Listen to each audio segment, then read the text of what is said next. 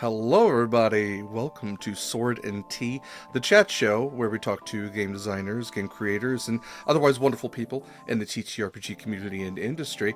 Here on Sword and Key, I am Derek Sword, use he/him pronouns, and I am joined by the very wonderful, one of my favorite people in the world, Josh Simons himself. Hello, Josh. Hello. Welcome. Hey, thanks for having me. Oh, it's great to have you. It's lovely to look at a skinnier version of myself. It's like looking at a slightly funhouse mirror.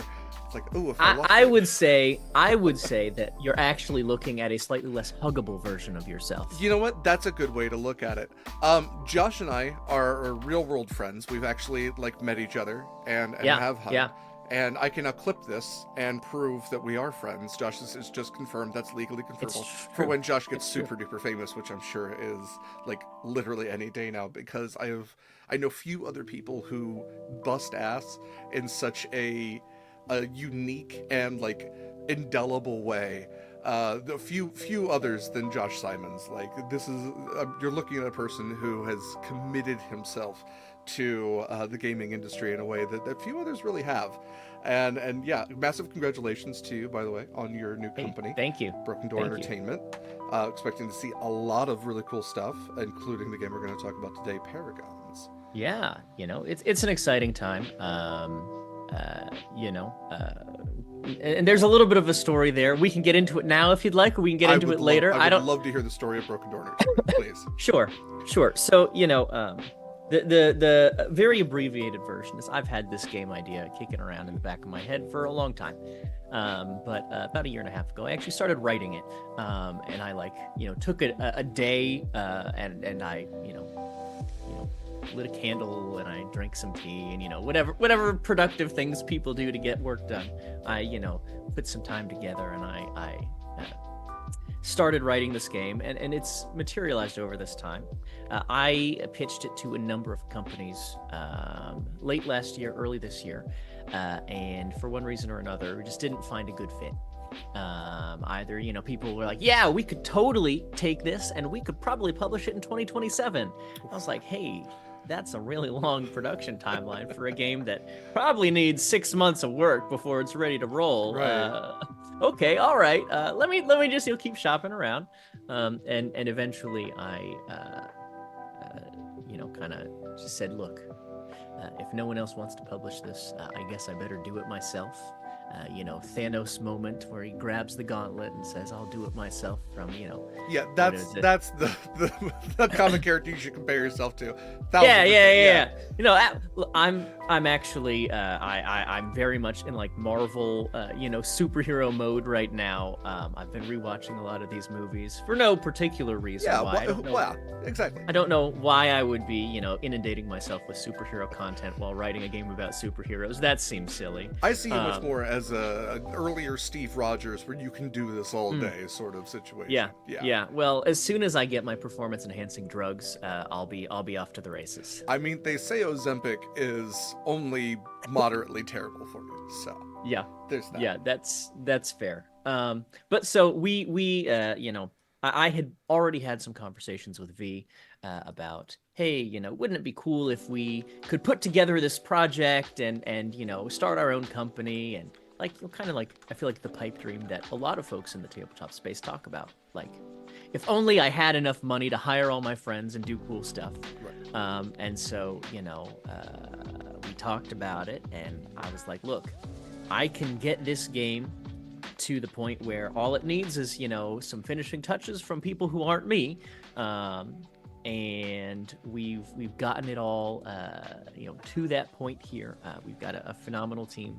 And I'll run through the whole list at some point, but at a very high level, V has been taking all art direction responsibilities and is a rock star. She's got a much better eye for art than I will ever have in my entire life. That's just it's not my strong suit. Eugenio Vargas did a great amount of world building for us, which was really great. I had just a jumble spaghetti of ideas, and said, hey, here, please make this make sense. And he's done an amazing job. And then our editor, Taylor Navarro, is so good. Her recent game that I think crowdfunded was Chef's Day Party, which is about making food together with your D&D or other tabletop game group, and she's awesome, and working with her has just been a delight. And then we've got a whole team of artists and some other contributors in various ways who've done great work. But the three of them have really helped get this thing across the finish line, and we're excited. I said this on TikTok yesterday, but I haven't made a formal announcement on other platforms yet. Yeah. But we're planning to launch the Kickstarter on September 24th.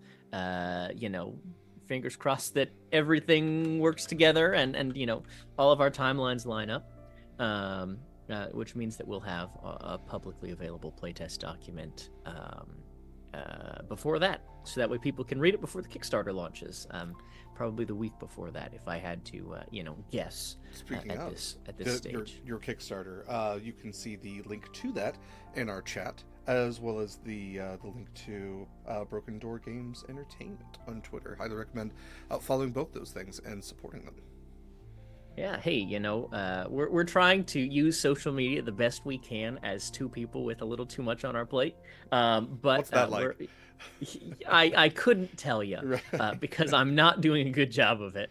But it's going all right. It's going all right. I would argue that anytime I open TikTok and you have put something out new, it is always the first thing that pops up for me. So at least there's yes. Yeah, the algorithm is fond of you.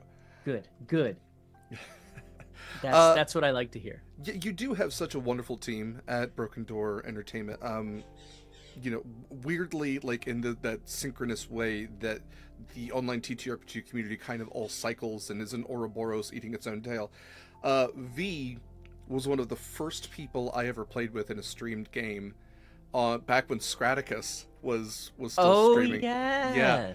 And I had no idea how big of a person this was. I was like, oh, this lady's really nice. I didn't know the heights to where it was just oh, you've never streamed before? Well, that's kind of what this game's about. Come on in, little guy. Let's play with two of the biggest names at the time in TTRPGs. Yeah, no. That was also the channel I first performed in an actual play on. With a number of great people, but Mackenzie de Armas was the DM for that game that I was on. Also, where I played with Mac. Yeah, absolutely. Just phenomenal opportunity there to get your foot in the door. It's a shame that there isn't quite the same onboard ramp pipeline these days. But no, that pond was too small for some of those big fishes. There's some truth to that. Yeah. But I feel like we may have talked about this before. But yes, V is wonderful. And it sounds like your first impression of wow, she's so nice is about the right. That's what I continue to think about her now, many years into a friendship. Well, like I said, we are here to talk about Paragons, which is, as you said, a superhero TTRPG, in I would say an environment where there are a few superhero TTRPGs. We have Masks, there's Mutants and Masterminds, there's the new Marvel multiverse TTRPG, which we're currently running, actually a finale of a 4-week campaign tomorrow, which has been a pretty good game. I've really enjoyed the mechanics of it. How does Paragons set us up, besides not starting with an M, where does Paragons really diversify itself from those? Because I will say, one of the biggest arguments I hear against any of those, and even if you get into the the non the games that are kind of just open source, or not open source, but open-ended, like Fate or Cypher or Open Legends, the ones where you can play a superhero game with it, but it's not necessarily intended for that. But every time it's hard to balance a superhero story. It's hard to have your Superman also be equivalent to your Batman, or even your Green Arrow, right? How do Yeah. we put these two in the story and also make it a balanced game where one player isn't just like, oh, I spin around the world and turn time backwards to save my Yeah. girlfriend, Yeah. right? Yeah. Well, in theory, high level play should allow you to do that. Okay, fair enough. I don't. There isn't a mechanic that I have specifically for flying fast enough around the world to turn back time. But Well, how do we maybe all one day. do that? I think that's the question. Like, That's yeah. That is the question. Maybe we'll save that for an upcoming supplement. fair enough. We'll come up with some catchy name for it. Something to do with I don't know, the time variance authority, or I'll come up with something. Yeah, some sort of Um, flashpoint event or something. yeah, Yeah. there's got to be something. Yeah. So balance is of course a great question. Uh, from a very high level, I think the key like design philosophy behind Paragons, and really the underlying game system that I look forward to doing other non-superhero things with too after Paragons is out. But really, kind of the underlying design philosophy is I want to create something that's flexible and allows you to play creatively and rewards creative play. So if I use my, fire powers to do something unconventional, like, jump and then shoot a burst of flame, and that propels me further, and, my high jump goes from, 5 feet to 10 feet or something, like, Yeah. uh, you know, I want to reward those kind of creative uses of powers. And I actually really think that, like, anime has been a strong influence in that. I've been watching a whole lot of My Hero Academia recently, and let me tell Sure. you, that is just so. There's so much inspiration there that can be garnered for what we're doing, and for players who want to play Paragons. I think there's a lot of opportunity to be like, oh well, I saw them do this in this show, and I want to try to do something like that. And like the rules are flexible enough that you can do a lot of those things. It's a D6 dice pool system. Right. It's gonna feel very familiar if you've ever played like one of the World of Darkness games. It's different mechanically, it's different, but it's gonna feel very familiar. It's gonna feel very familiar if you've played any of the Free League games that use the Year Zero engine. Alien is a great example of that, where they took the underlying engine, added some mechanics that add a certain amount of suspense and tension and horror, and it just makes for such a great experience playing the game. And so, kind of trying to do something similar. I've got a core system and then a couple of really cool, fun, high-powered superhero mechanics that I've sprinkled in. That I am hopeful, and from the feedback we've gotten from playtesting sessions so far, I've done like 15 to 20 of them at this point. And a lot of the early ones were really just like, okay, vibe check. Tell me how does this feel? And by and large, it feels epic. It feels like this fast paced, superhero TV series. Yeah. And I think, we're really leaning into like the analogy of a TV series as we describe mechanics and as we, talk about things. We call sessions of the game episodes. And we talk about the different scenes you'll have in an episode, and how pacing in one episode could be different than pacing in another episode. The season finale could be a big climactic fight, a little bit of denouement, and then call it a day. Whereas the first episode of a season is going to be a lot of world building, character introductions, maybe a little montage to like get a feel for like what someone does or how they behave in combat. But it's more about like getting to know your characters, and then in the middle, there's all kinds of other things. Yeah, your origin story, right? Yeah. Exactly. We have mechanics specifically for like dealing with like being in the public eye and being, feeling that pressure of being a hero that people look up to for stuff. And so there are mechanics where, you know, the GM could say, oh, hey, you're running down the street, and then, you know, someone stops you, and they're a social media influencer, and they want to, you know, do a TikTok dance with you.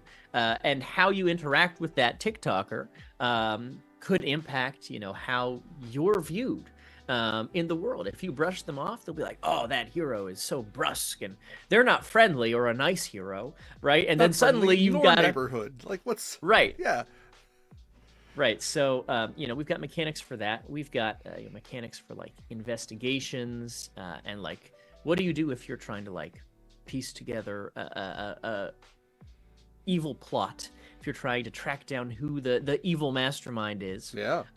And so, you know, we've got all different kinds of things um, beyond, you know, the heart of the system, which is you building a dice pool from your stats. So, you know, if you're playing a very strong character trying to do very strong, muscly things, you know, you'll add your physique stat, and then you'll maybe have an ability that you can add to it, like you know, go back to the example of if you've got flame control powers, you know, if you attack someone and also empower that attack with, you know, your flame powers, you get to add additional dice because you're using flame powers. And there are one or two other sources that you can get dice from, whether that's, you know, your gear or something circumstantial.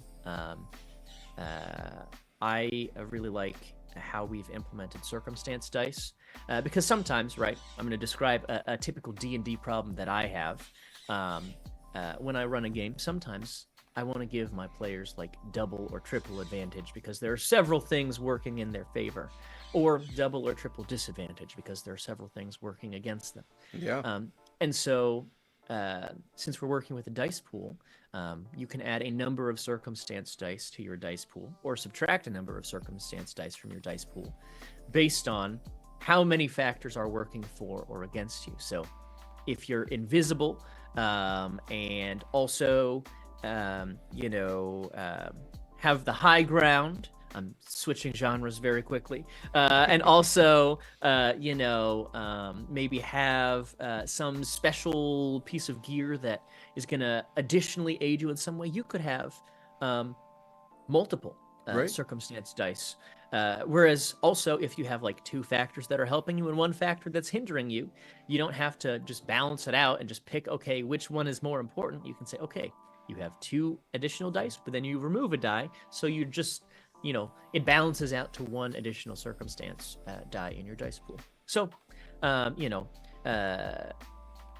I believe that the flexibility of the system is what gives it a lot of its power.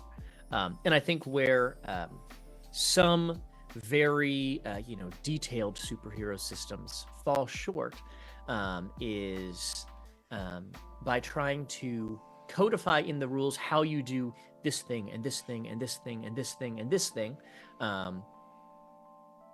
the ways in which you might use your powers in a unique way, or that things might you know, happen flexibly in a piece of media, in a show, as a hero on the fly finds a new way to use their powers. When you are so trying to put everything into little boxes, it's hard to do those cool, unique things that cross several boxes, and then you have to like homebrew something on the fly if you want to do that. And what we've tried to do is say, you know, here's the building blocks of a dice pool, but find fun and creative ways to add more dice to your dice pool. We really encourage that as part of the system, and players who are creative, who take risks, who say, hey, I'm going to do something really out there right now, but I'm going to try to do this thing and this thing and this thing, and I want to use this, you know, serving tray as a skateboard while I do it. Like, okay, great. That's an awesome risk. Let's find a way to reward that with additional dice to your dice pool, and maybe it leads to this epic, cool moment. I love that. So that's the very high level design philosophy. And then, you know, I think there are great games that have all their details in little boxes. I think there are very great games that are very flexible.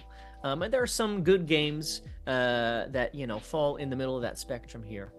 We definitely lean a little more narrative with Paragons than rules heavy, but our rules are trying to be robust enough that at no point will you feel like you've come across something where you go, I don't know how to handle this as a player, because the at the heart of the game, you're building a dice pool.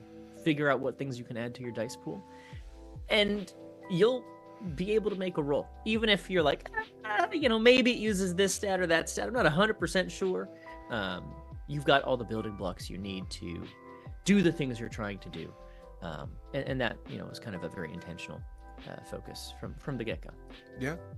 And so we've talked a little bit, about the flexibility of the game, which I think is one of the strengths to it. Having read through Masks, and again, having like played the Marvel Multiverse game, which I'm a big Marvel guy. I like playing the Marvel game, but the one thing I've really noticed is while it does give you the option to build a hero, it's really incentivizing you to play a pre-existing hero, right? You can build your own, Yeah, but all of the skills, and I remember you played the playtest back when that was a thing, but yeah, because all of the skills are kind of built around, okay, these are the Marvel heroes, and you get to just like pick bits and pieces off of them. Like you're basically just being like a taskmaster, Dylan, and just kind of like taking all the little bits and pieces that you can learn from people.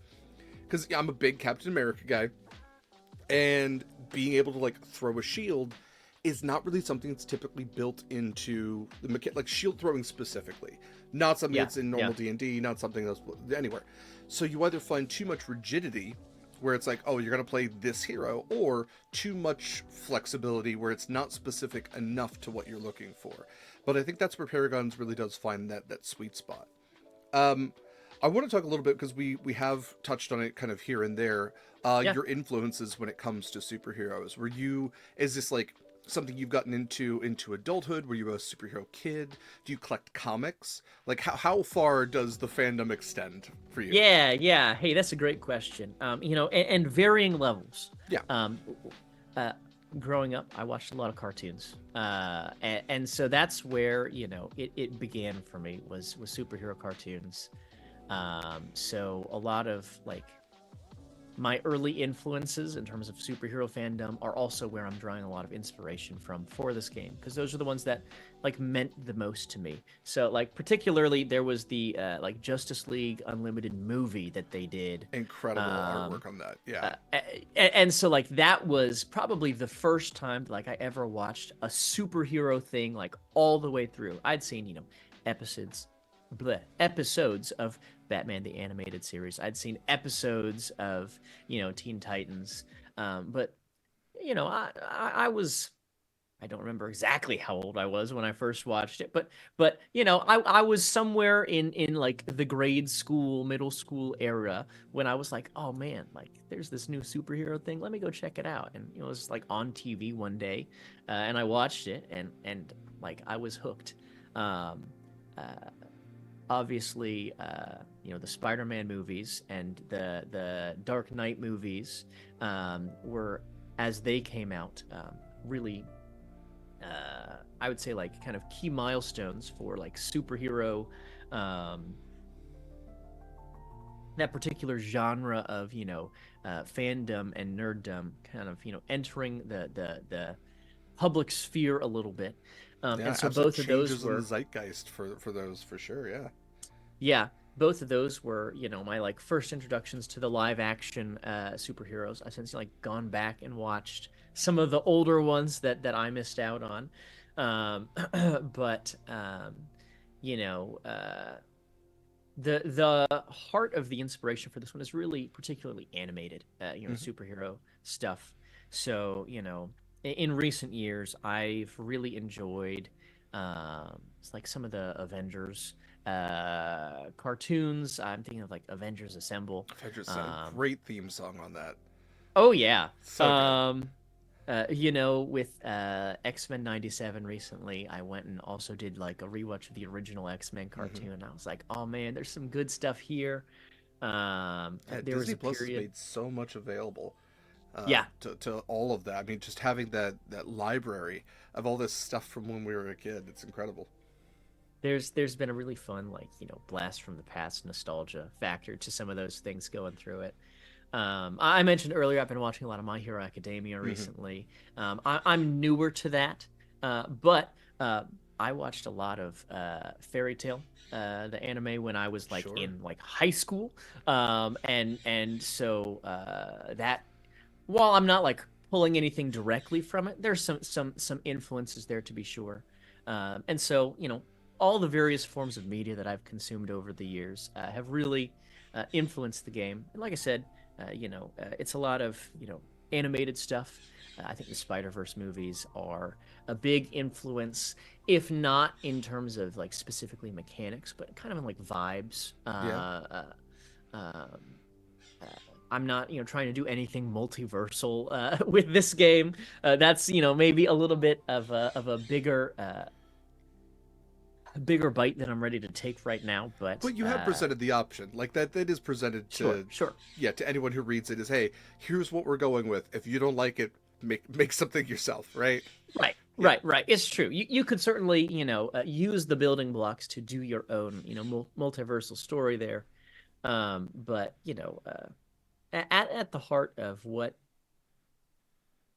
the inspirations are, it's that feeling of like Saturday morning cartoons as a kid, watching your favorite superhero show, whatever that is, watching, the bad guy get punched in the face, seeing, the pows, and there's a little bit of slapstick humor. It's not, all like dark and gritty. There's something fun and um inspiring, I Yeah. think, There's a about comfort to it. You know what you're going to get out of it. You're going to get a little bit of drama, but at the end, like everything's it's a show. Everything's going to get reset back to normal.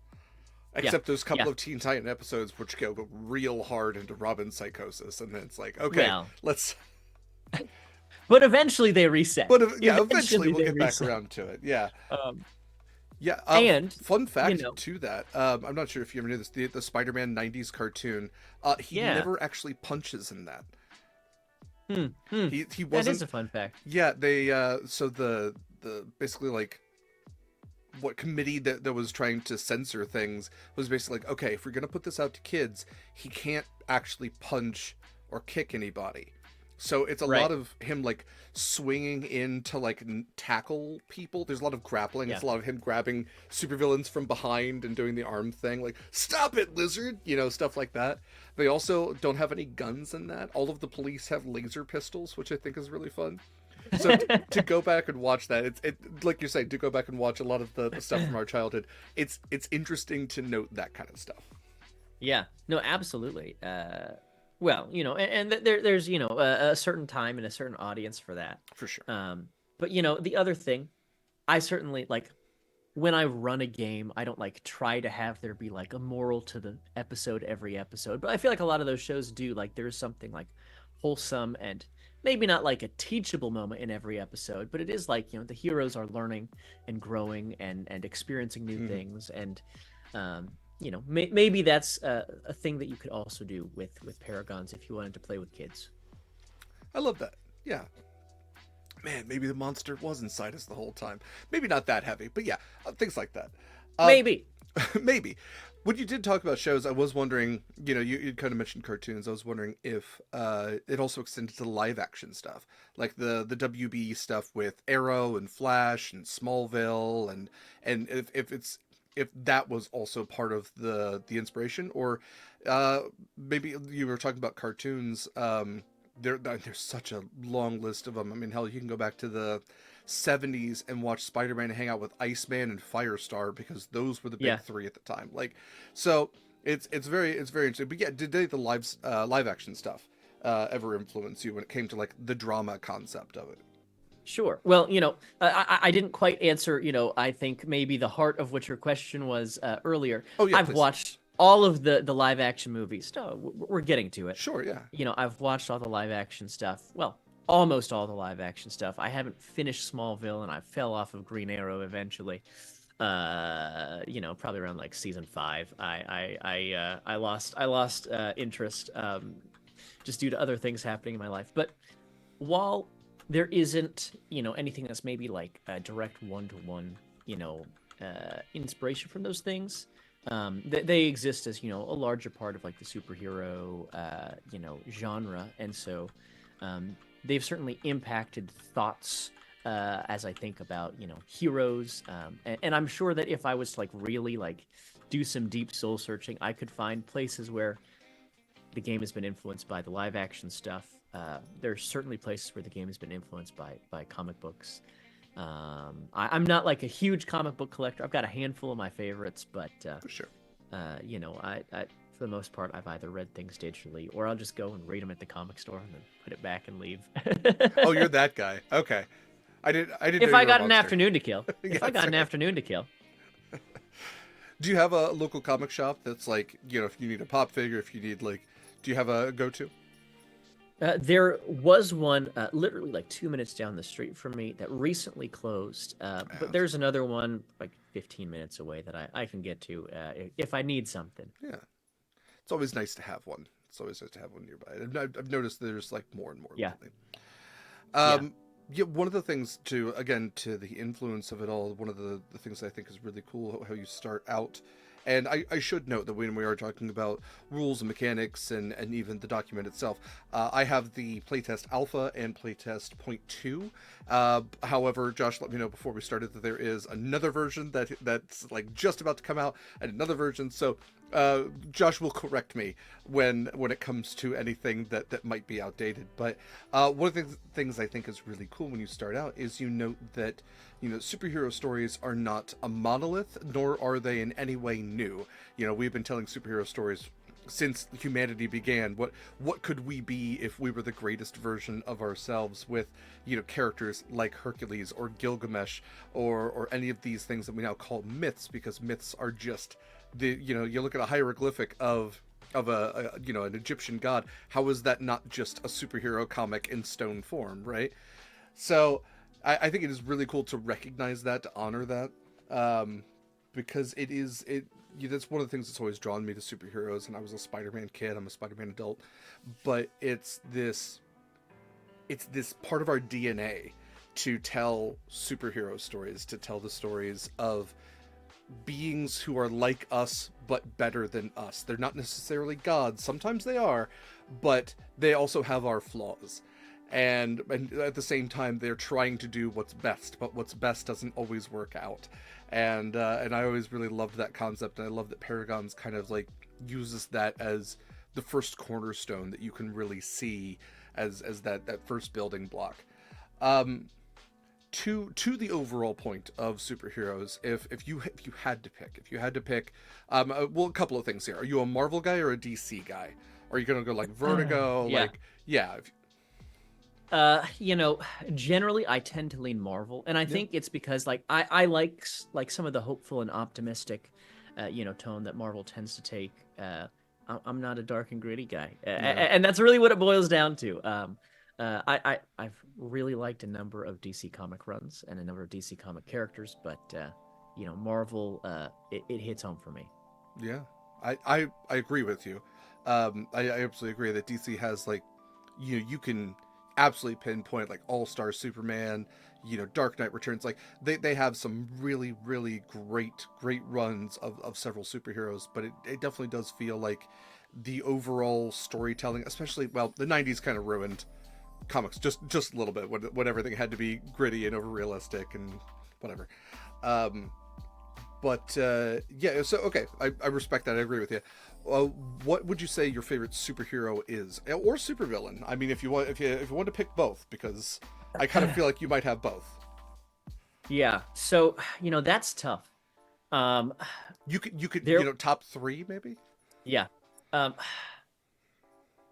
there was a period in high school where my answer unequivocally would have been Deadpool, Sure, because I like the quippy and kind of irreverent tone that Deadpool as a character takes. definitely. Um, uh, you know, I think there's something about Spider-Man that will always,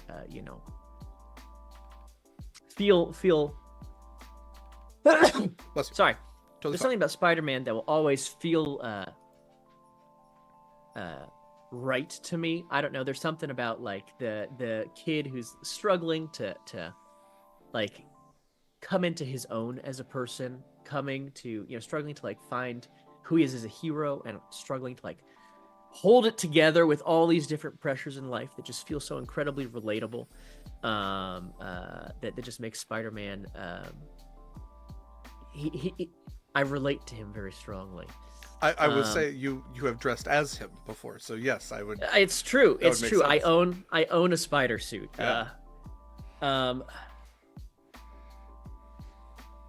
but then I really like, I'll say, the hero archetype of like a Superman or a Captain America, of someone who is the best of the best, who is you know uh, so far like head and shoulders better than any other person could ever be. And the hope, I think, that gives us for being the best version of ourselves. So if I had to pick three, probably those are the three. I would have a hard time ranking them for you. That's um fair. Yeah. I'd love to hear your three. I'm gonna go Oh, hold my okay. nose after I sneezed, but I'd love to hear your three too, and I'll listen on my ears while I Yes, walk. do what you need to do.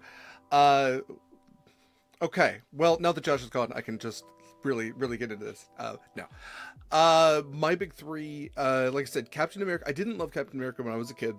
I thought that he was really lame, but there's maybe what I'm trying to think what was the turning point, and it might have been 9/11, weirdly enough, but as cringy as it might seem now, like I was in 6th grade when 9/11 happened. I remember like Marvel was set in New York. I've watched documentaries about this where they're like, we had it's Marvel set in New York. We have to tackle that 9/11 happened in the Marvel universe. That 9/11 happened in 616.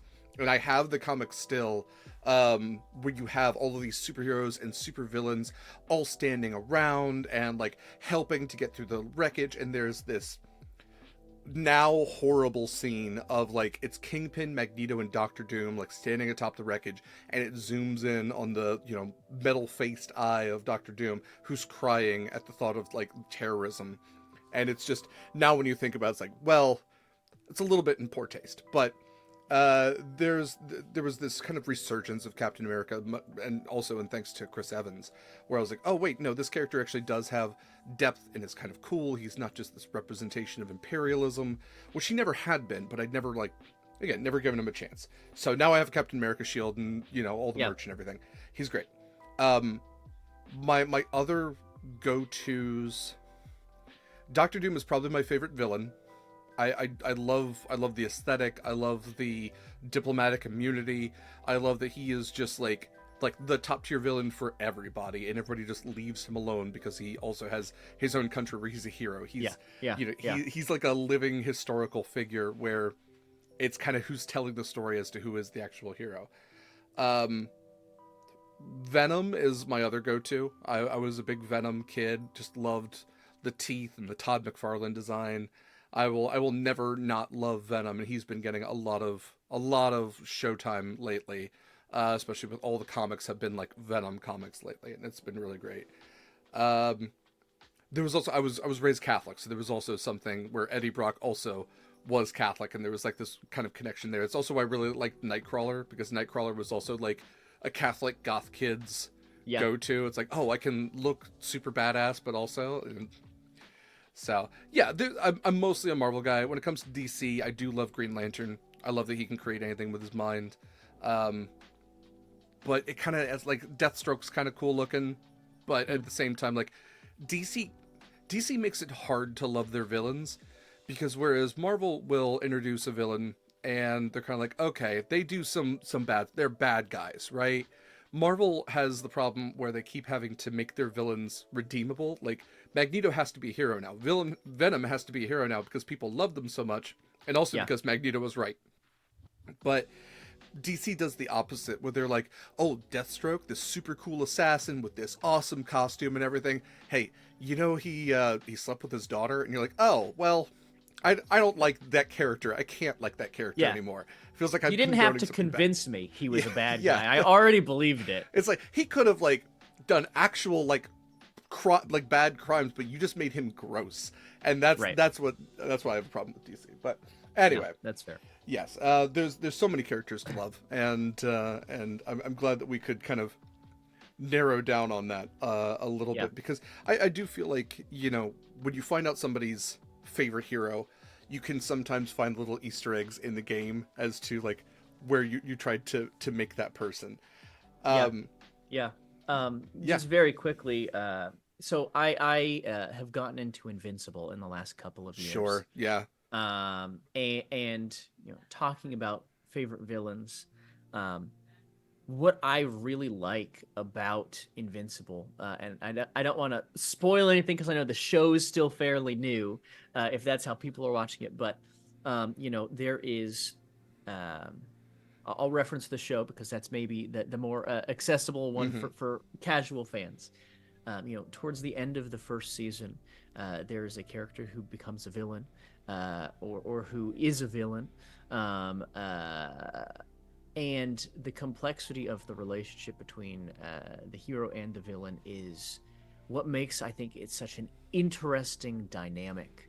And then in season 2 we see more of this dynamic, and we get to see complexity there, in terms of, um, you know, a villain who's conflicted but also ultimately like he's not like genuinely a disgusting person, but it raises questions about humanity and what Hmm. like our values are, and how, what would we give up, what would we sacrifice for, you know, our goals, our personal goals, and also the goals of like our people, the people we love, our family.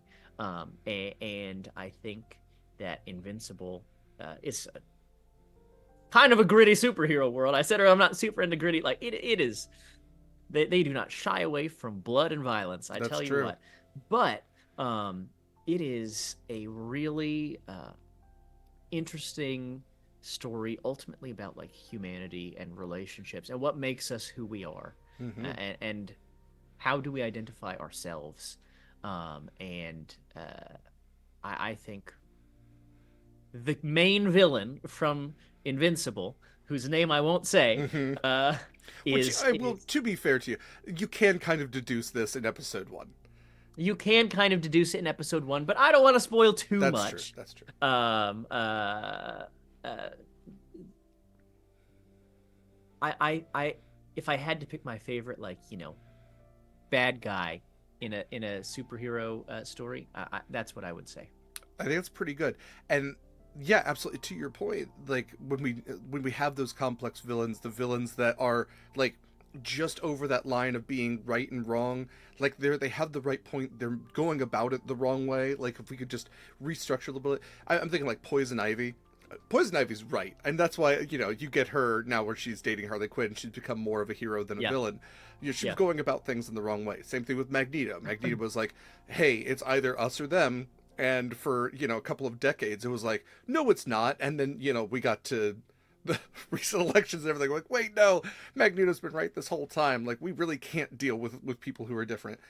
You know, you keep it like Namor, who started as a hero, became a villain, became, you know, kind of a hero again, but his whole thing is stop poisoning the ocean. And we're like, oh, you know, yeah, you absolutely, those complex characters, I think, do shine a little bit brighter for people who are looking for nuance in their storytelling, as opposed to heroes like well, like Superman. Like Superman kind of stands above, but people love when there's flaws to him.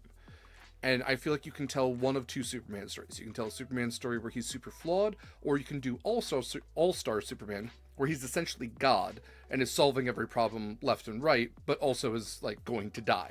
Because that's the point of All-Star Superman is, you know, he's able to do everything he's ever wanted to do, but also he's going to yeah, die in a week. yeah, And that's an interesting story. But you know, Batman, you know, you have all of his villains have psychosis. He has to handle them, but also handle them gently, but also firmly, but also he's dealing with his own psychosis. You know, there's a yeah, lot of flaws there. yeah, I'm trying to remember what my point was to that. Oh yeah, no, the concept of balance again, to reference Invincible in that first episode, where you do essentially have a Superman going up against the JLA, and it's kind of like, that was not balanced. You had an entire team against one person. Yeah, again, not a massive spoiler Yep. for episode one. Yep. Yep. But you kind of think like in a game, I've been playing the Marvel game where it gives them tiers. There's a tier 4 character versus a tier 1. You wouldn't put Daredevil up against the Hulk. He's not going to win. But yeah, when it comes down to balancing things out, where you create these godlike characters and then these characters where, one of my favorite Stan Lee quotes was from an interview where he was asked, for like probably the billionth time in his life, who would win in a fight between this character and this character. And this is well after he's retired. It was maybe about 10 years before he passed. And he said, my go-to answer for anybody who would ever ask that is whatever the story would benefit from, right? Like, Daredevil could beat the Hulk as long as that's what the story wanted, and they'd find a way for him to do that. Like, Superman can get his ass handed to him by Green Arrow if the story wanted that, but you would have to Deus Ex Machina a handful of things and Right, figure it right. out. And so it's easy to tell that kind of superhero story. It's easy to have the Batman versus Superman when it comes to a story that you are writing. Okay, let's give Batman kryptonite and a mech suit and like bombs planted everywhere, and also their mothers are both named Martha. Whatever Right. whatever will solve this. But it's harder to do that with mechanics in a game. And so to go back to Paragons, again, I think that's where you found a lot of success in building this, is using those D6s, finding the way to adhere these advantages to things, the way to kind of balance out and find the mechanics within the story to kind Yeah. of tell these episodes, like you said, these episodic kind of superhero adventures where everything kind of wraps up or is left on that cliffhanger before we get to the next one. One thing I want to shout out about the game, that I always want to shout out for any of these games because I think it's important, is you have included, of course, session 0 stuff, safety Yeah. at the table, always important. Safety is important. Consent is important. We talked about that this is a D6 system. How many D6 would you recommend that people come to the table with?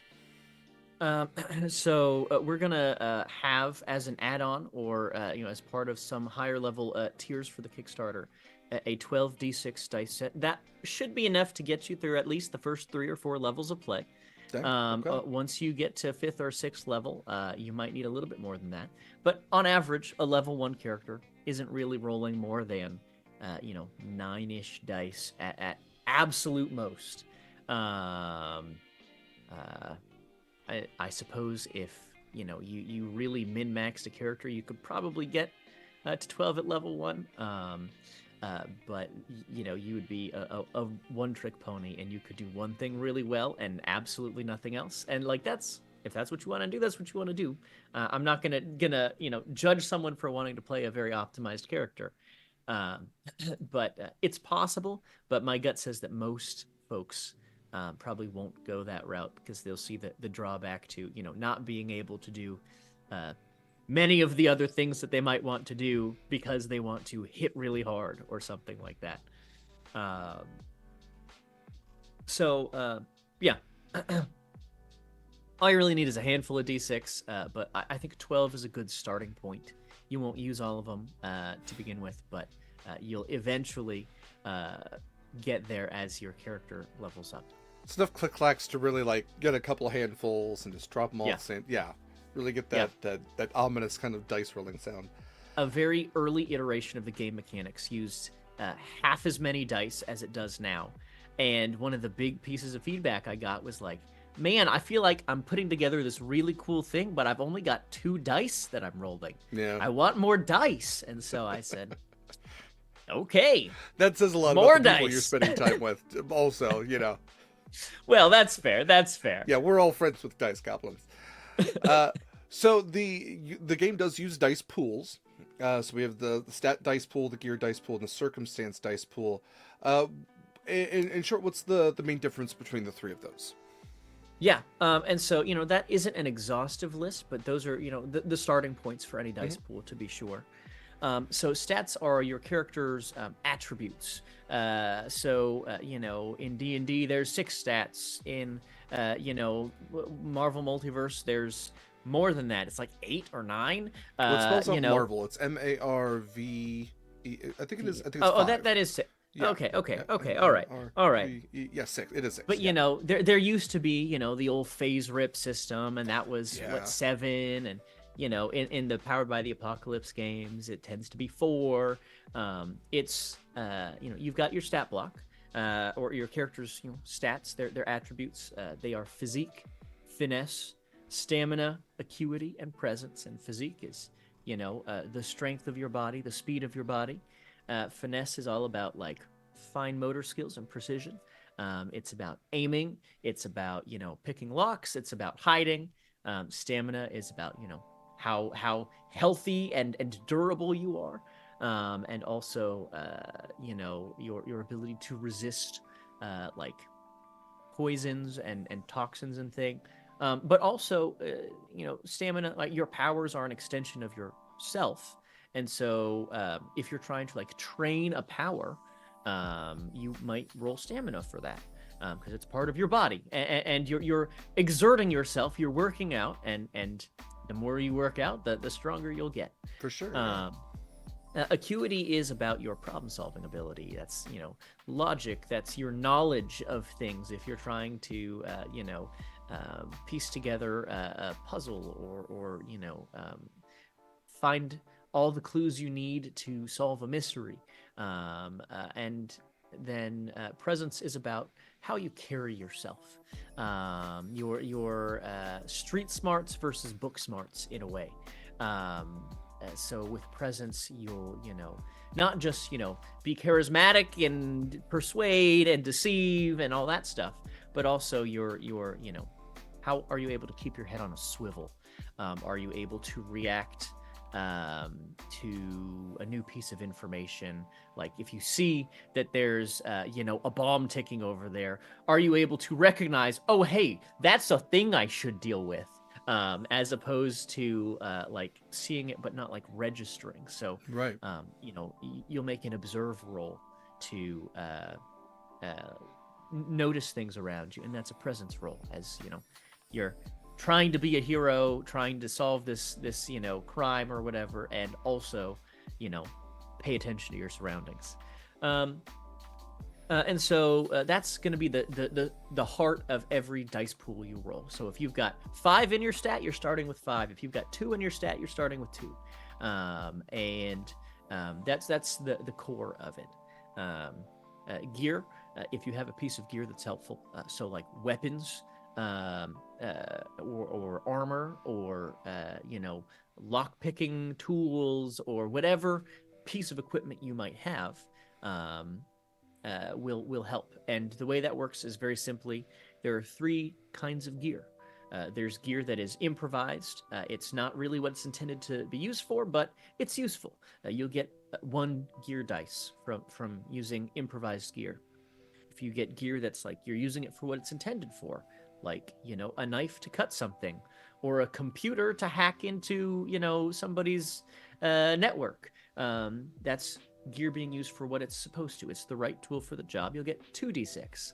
And then there's like very specialized gear, which is like you're doing chemical research and are using a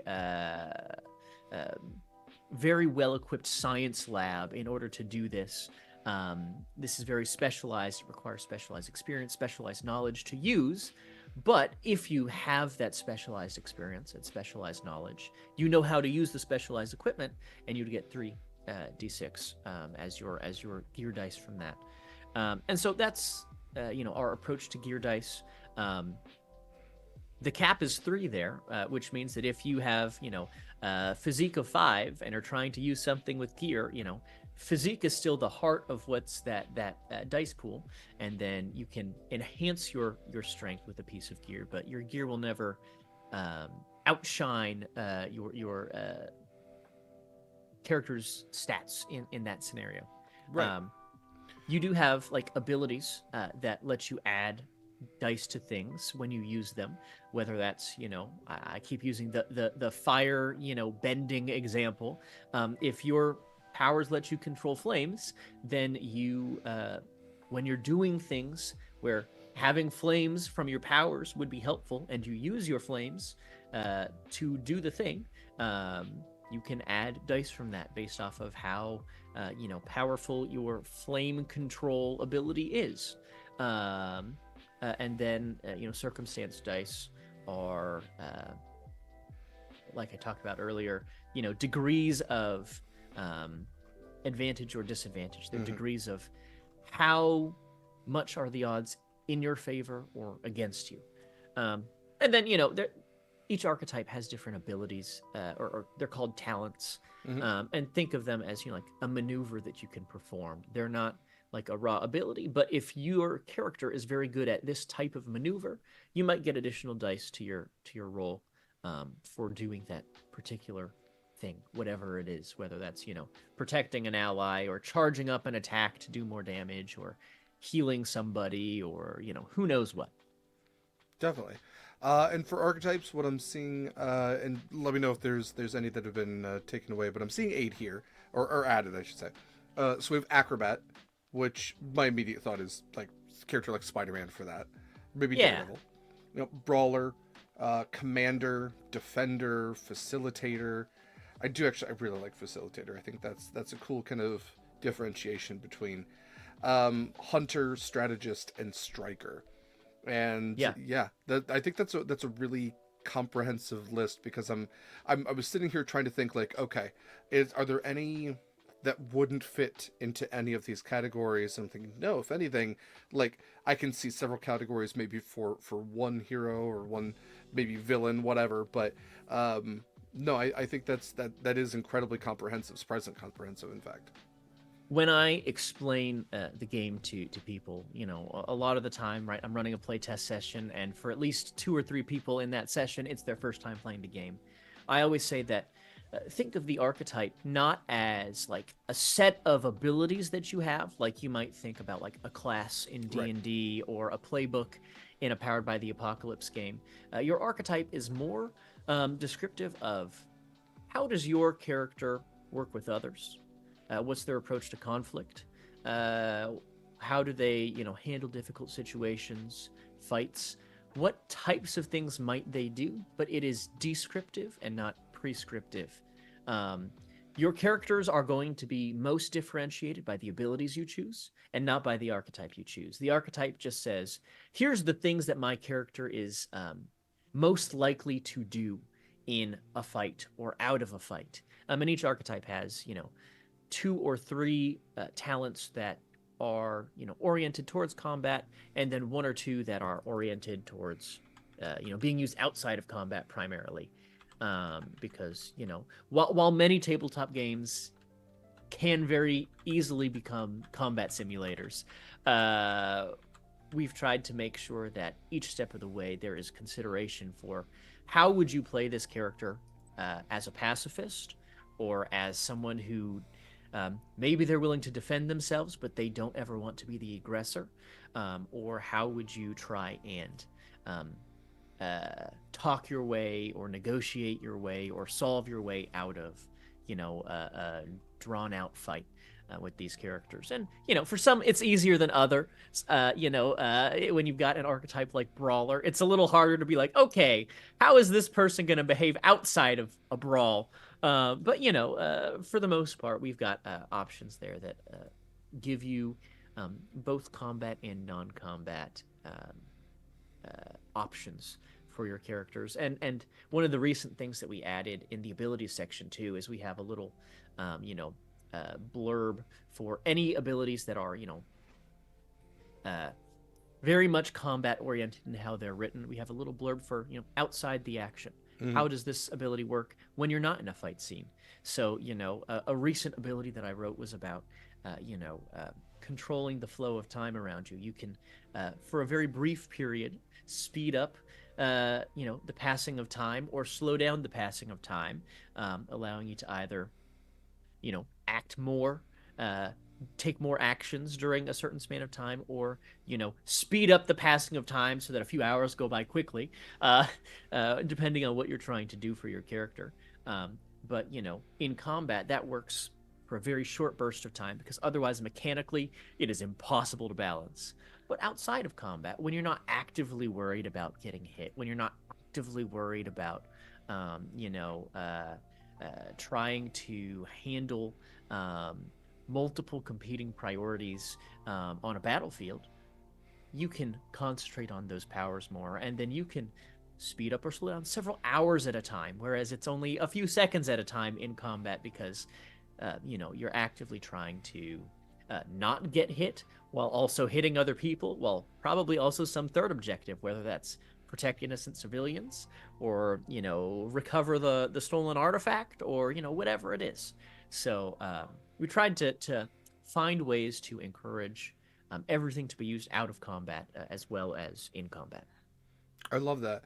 I I think even to your point of, brawler, how are they going to act out of combat? We do actually, like you were saying, it's kind of like, the language I have is a tough fighter who gets up close and personal in a fight, scrappy and versatile, well-rounded component, or a combatant rather. The quickest way, they believe that the quickest way to end a fight is by overpowering their opponents. I think what might help in that is for, for players who might think like, all I'm going to be useful for is fighting, right? To go back to that mindset of being like a fighter or a barbarian in 5e. Yeah. All my skills are for fighting. I would I would in fact say, like, okay, think about maybe what the archetype would, like, I'm looking down the line, I'm thinking the original X-Men lineup, or I guess the second X-Men lineup, not the Yeah. uncanny ones with the Iceman, um but no, you almost have like a one-to-one. Your acrobat would be Nightcrawler, your brawler is probably Wolverine, your commander is Professor X, defender is Colossus. So as you're going down that list, striker, keen eye with concentrated energy, that's Cyclops right there. It So is. literally, yeah. So, but you think like, okay, so how is Wolverine out of combat? He's a pain in the ass, and he's always looking to start fights. Maybe that's what your thing is you're always like kind of just on the edge of starting a fight. You're difficult to deal Right. with. You're gritty and scrappy and versatile. Because your abilities lend so well into fighting. You're always just like, what are you gonna do? Punch me in the face, and then you get punched in the face. Like that's that. So I would encourage that in games like this where you have archetypes for a reason, think of what those archetypes kind of pull from, and draw inspiration there. You could also go the complete opposite route as somebody who, like you were saying, is a pacifist, doesn't want to fight, but once they're in a fight, like something switches on. I like I said, I think this is really comprehensive. I'm again trying to think of superheroes. One question I had for you, Yeah. thinking of characters like Iron Man, where you Yeah. have a character who might have two different sets of stats, right, inside the suit, outside the suit.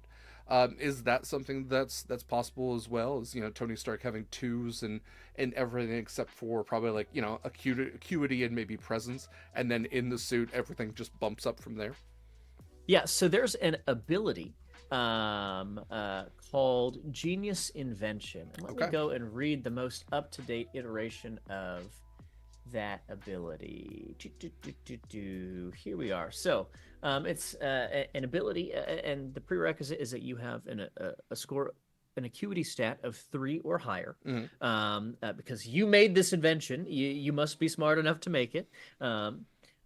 You've invented something incredible, and that's the source of your powers. Whether it's a swarm of drones, a robot companion, or something else, your invention is evidence of your brilliance. Your invention then becomes the source of your powers, whatever other abilities you take, whether that's, heavy hitter, which lets you punch harder, or thick skin, which lets you absorb more incoming damage, whether that's flying, whether that's, something like psychic, telepathic powers, like whatever it is, your invention is what gives you those powers. Your invention can also function as a piece of gear, which gives you additional dice in your dice pool. And if it's something like a piece of armor, you could go to your GM and say, hey, look, I've created this big, elaborate piece of armor. It gives me all these cool powers. I'd like to control it with my acuity, because that's what I use to make it. Right. And so my problem solving and my logic and my brilliance is what's going to allow me to maneuver this um, in a combat. And if I were a GM, I'd say, great. If that's what your character concept is, go for it.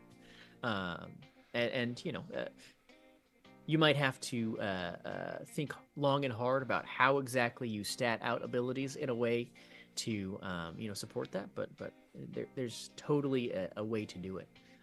Iron Man is never going to punch harder than Hulk. Yeah. Yeah.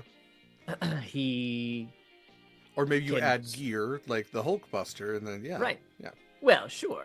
If you got gear for that, that's For sure. probably specialized gear at that point. But there are ways that you can take that kind of approach and determine, what stat of yours you're going to use to control um, your piece of gear, your invention. We've got a line in all of our like psychic, telekinetic, telepathic abilities that say, you can choose to use this ability with either your acuity or your presence stat based on what you've statted out your character for. So I think there's a very easy way to implement that using the genius invention ability. Awesome. Yeah, I see it in chat. Somebody mentioned Mystery Men. Are you familiar with Mystery Men? Oh yes. Yeah. It's been a few years since I've actually like gone through and watched anything, but yeah. For sure. But yeah, even thinking, the Mystery Men, if you want to tell that kind of story, like this game still does kind of fit to it, where you would have your commander probably as the shoveler, because again, archetypes have boosts to them. So I'm looking at presence and physique. That's pretty much the shoveler right there. Your brawler probably as Roy. Mr. Furious. Your striker probably the Blue Raja. Yeah, you can tell whatever kind of story you want, whether it be goofy kind of Mystery Men, or whether you're telling an X-Men story or a mutant story, or hell, like you had said, Teen Titans, where they are like teenagers, but and have that AU. I just came across. I was buying books for the school where I work, and I came across the Batman Elementary School AU, where all of his villains are just different types of bullies. So yeah, I guess you could tell that if you want like Clayface given swirlies, sure. That's like I said, it has that open-ended concept to it. But at the same time, I do want to respect some of the world building that you all have put into this. One of my favorite things is kind of just the first thing you get are a bunch of locations and the heroes that are associated with them. That was one of my favorite things to read just right off the bat. Is this all you? Is this kind of collaborative? Where did some of these ideas come from? That version of the document you're looking at was all me. We've taken a lot of that and kind of restructured it a little bit. It's still gonna feel very similar to what you've got there, but we've decided to lead with a very brief world history, very very brief. It's a couple sentences, and then a very brief here's the state of superheroing right now and what this looks like, and then we actually lead with organizations before we get into individual heroes and where they're from. But the reason behind that is, one of the big things that I went to Eugenio with, and I was like, hey, I've got all these scattered ideas. Help me, pull it together into something comprehensive, and also something that as someone reads through it is going to go, oh, wow, that's a really neat idea for a story. Oh, wow, that's a really neat idea for a campaign. Oh, I want to explore this thing or that thing. And so in our current state, we talk about the primary superhero organization in the world first. It's called the Alliance. Kind of initially founded as kind of a paramilitary operation. They broke free. They said, hey, we're going to do this ourselves because we can't trust any government to not have some kind of ulterior motive when they're sending us on missions.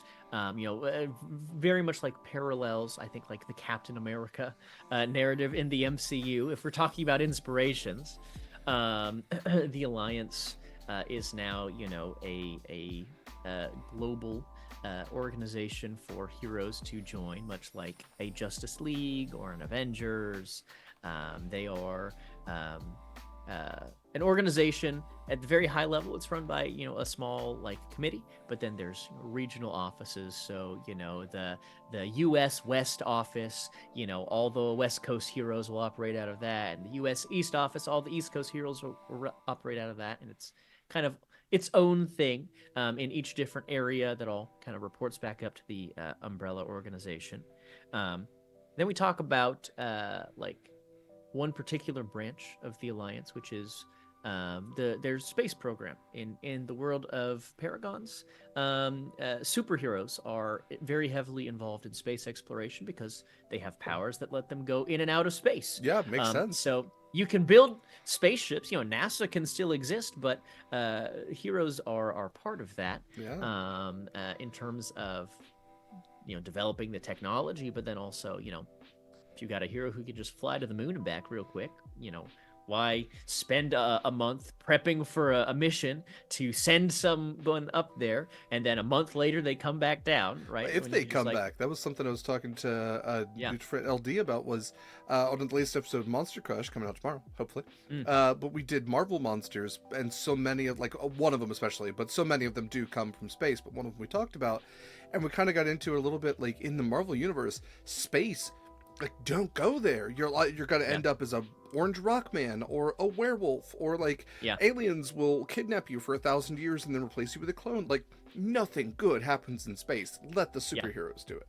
Yeah, absolutely. And so we use space as an opportunity for the GM to introduce villains, allies, interesting story points, and then we talk about some villainous organizations. There are kind of two core ones that we've got right now, and working on adding a couple more as we get closer to the full launch of the book. And then we talk about the individual characters, Paragon being kind of the title character of the world, that's prompted all heroes in this world to be called Paragons. And so I do love that Paragon's based in Georgia. There is there's such a pull to put everybody in New York City, but other cities need heroes too. I really do love that. There were a couple of reasons behind that. And the first one was really, I spent some time in Georgia as a kid, and so many of our superhero stories are centered around New York, LA, and one or two other big cities, usually in the US. Maybe you'll get like London. Maybe you'll get London, right? Yeah. Right. And so Tokyo, if they're really feeling spicy. Oh, yeah. You're right. Of course. I forgot about That's Tokyo. only a visit, though. They're not based there. Right. And so, the New York City superhero story is overdone, right? Yeah. We've seen every block of New York City in a superhero comic at some point in time. Yeah. Let's have a different backdrop for a hero. Let's talk about how this hero comes from the South and has different inspirations. And so we worked with, goes by Omnis X online, but a good friend of mine named Chris, who has a lot of experience being a black man living in the South. And I said, hey, man, I want you to come and I've got a couple of ideas for this character. Make him a badass. And he came and he did a great job, taking, again, a couple of bullet points that I had in the back of my head and really put a lot of heart into this character, and worked with us very closely on, the art description. And we've got a beautiful piece of artwork that we haven't revealed yet, but it looks like a Superman, like comic book cover. It looks really so good. Yeah.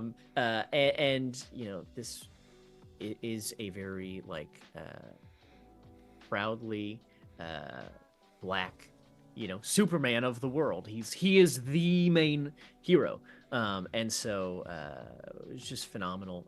And that's kind of been our approach for any time we work with a culture or something that isn't mine, right? Mm-hmm. I'm aware that there are things that I just don't have the cultural experience to talk about. For sure, yeah. And so we've worked with a number of consultants to say, hey, how do we get this element of this character right? How do we get this element of this character right? How do we get this cultural component right?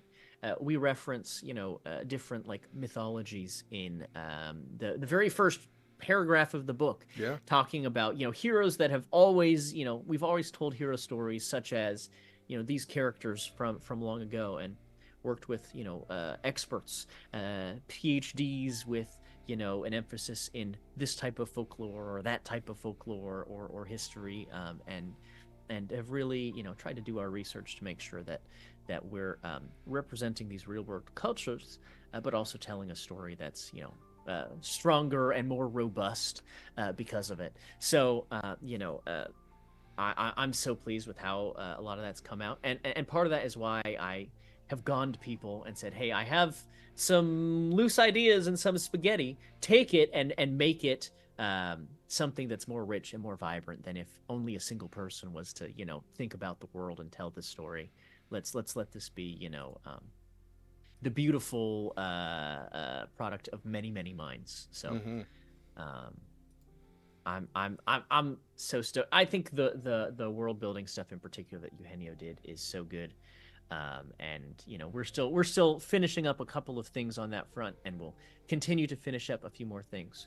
And there will be higher dollar amount tiers on the Kickstarter where people can, if they want to contribute a hero or a faction or a plot hook or something like that, they can do that themselves. So uh, you know, um, uh, not only is this just going to be, the product of a handful of our like writers' room working together, but if superhero stories are something you're passionate about and you really want to write your own character or your own, faction or tidbit of world lore that just, you know, inspires the kind of stories that you want to tell, there's a tier for you to do that um, Mm-hmm. in the Kickstarter.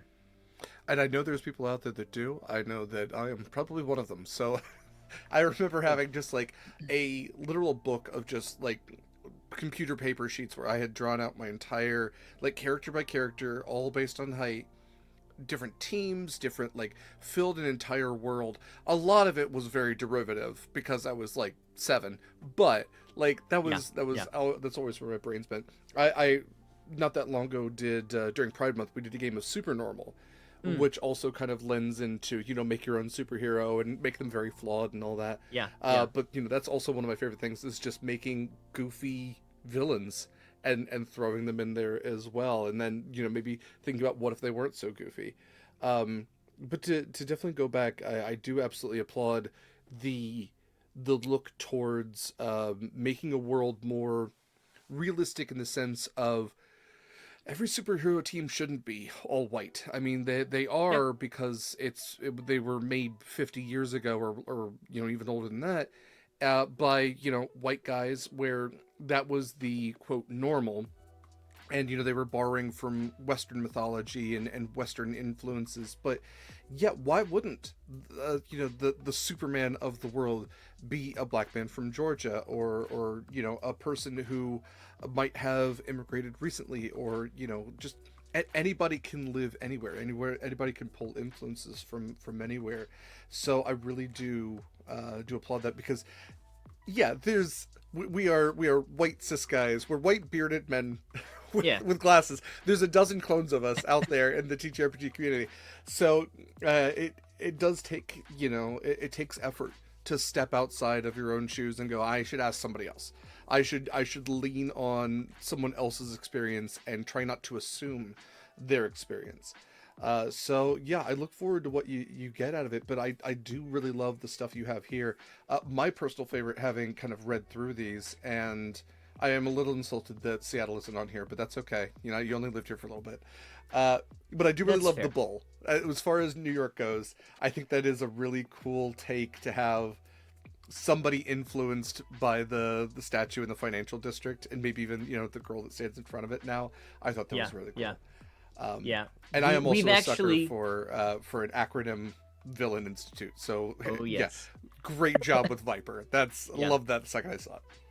We've renamed the bull to Fearless Girl, which Okay. is the name of the girl that stands in front Yeah. of the bull in the statue there. There's definitely like some inspiration from like the settings where we're telling these stories.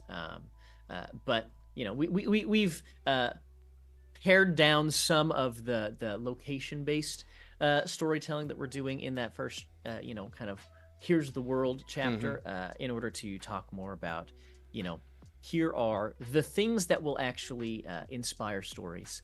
I don't know where Eugenio got this term, but we talked recently in a meeting, and he was telling me about his work on what he calls story engines. They're things in the world that inspire stories. Mm-hmm. And so, something that we're working on right now is adding these story engines, which is a place in the world or a thing in the world that is just like a fount of great storytelling ideas. Like, a meteor struck this city in the world, and now superpowers don't work there for Mm-hmm. some strange reason because of the chemical composition of the rock and some kind of like radiation coming off of it. Like those are the kinds of things that like with 5 sentences you can say, here's a city where a meteor struck, and now suddenly, the powers that make you super don't work anymore. Mm-hmm. And you go, okay, how are villains going to use this? How are heroes going to try to be heroes there? What do the people who live there do in response to now suddenly no longer being able to be influenced by heroes or villains because none of the powers work? What does that society look like as a little bubble, kind of isolated from the rest of like this world with superheroes in it?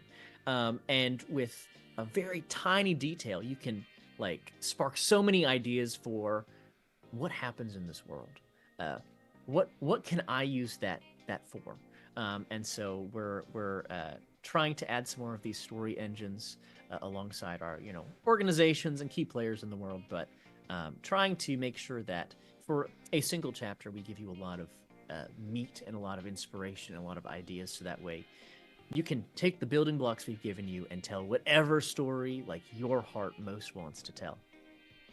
I love that. Uh, yeah, I mean, it feels like you can always just, when you're telling a superhero story as well, there's that layer of disbelief that you don't have to worry about. Again, when talking about the doing some research on Marvel monsters and seeing how every one of them were eventually defeated, because these are Silver Age comics.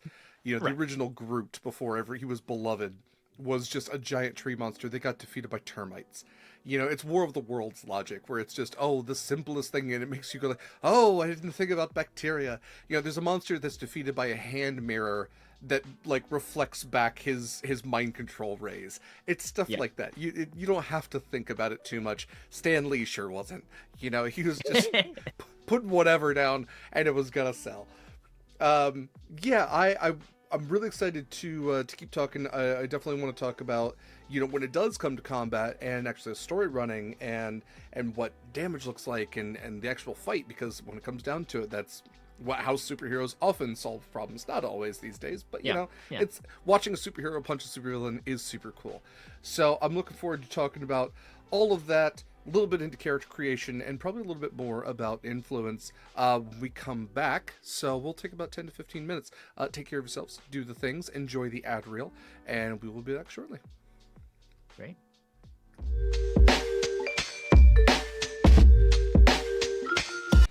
Created by his new gaming company, Broken Door Entertainment. Paragons, as we've been discussing, is a new superhero TTRPG that I think will fill all those voids that other superhero TTRPGs have left empty. Might finally have you satisfied on a superhero TTRPG that can tell a variety of stories. As I've been sitting here, and I know we've talked about Mystery Men and X-Men and the JLA Oh and yes. Avengers and everything else, even Invincible. I did want to ask you back when it comes to influence and stuff. Not necessarily that this would be an influence, as we've kind of talked about how grittiness isn't necessarily the intention, but nor is it necessarily like something that's completely left out if you don't want it in there. But have you gotten into The Boys at all? I watched the first two seasons of The Boys when they first came out. Yeah, And I enjoyed it.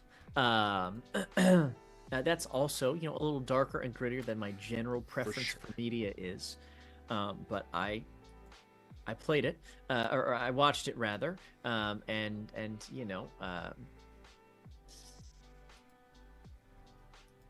you could do that style of game if you really wanted to.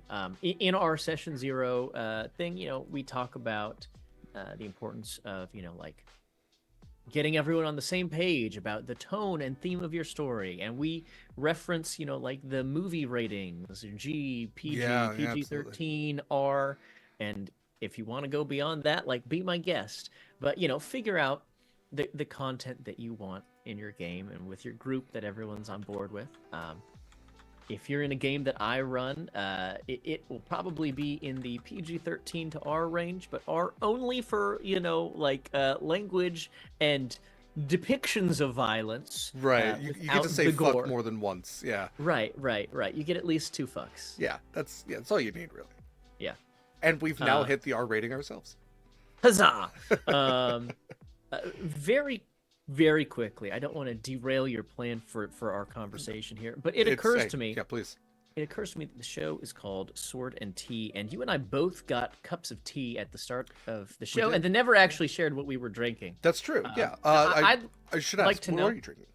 Well, I also want to know what you're drinking, Of but course. I have a cup of Lady Grey. I was feeling a little bit British today. Okay. Lady Grey is similar to Earl Grey, but has a little bit of bergamot and lemon to it, so it's a little bit lighter. Mm-hmm. Um, and I did just a splash of milk and just a tiny little bit of sugar because, like I said, I was feeling a little British today, and that's what I'm enjoying.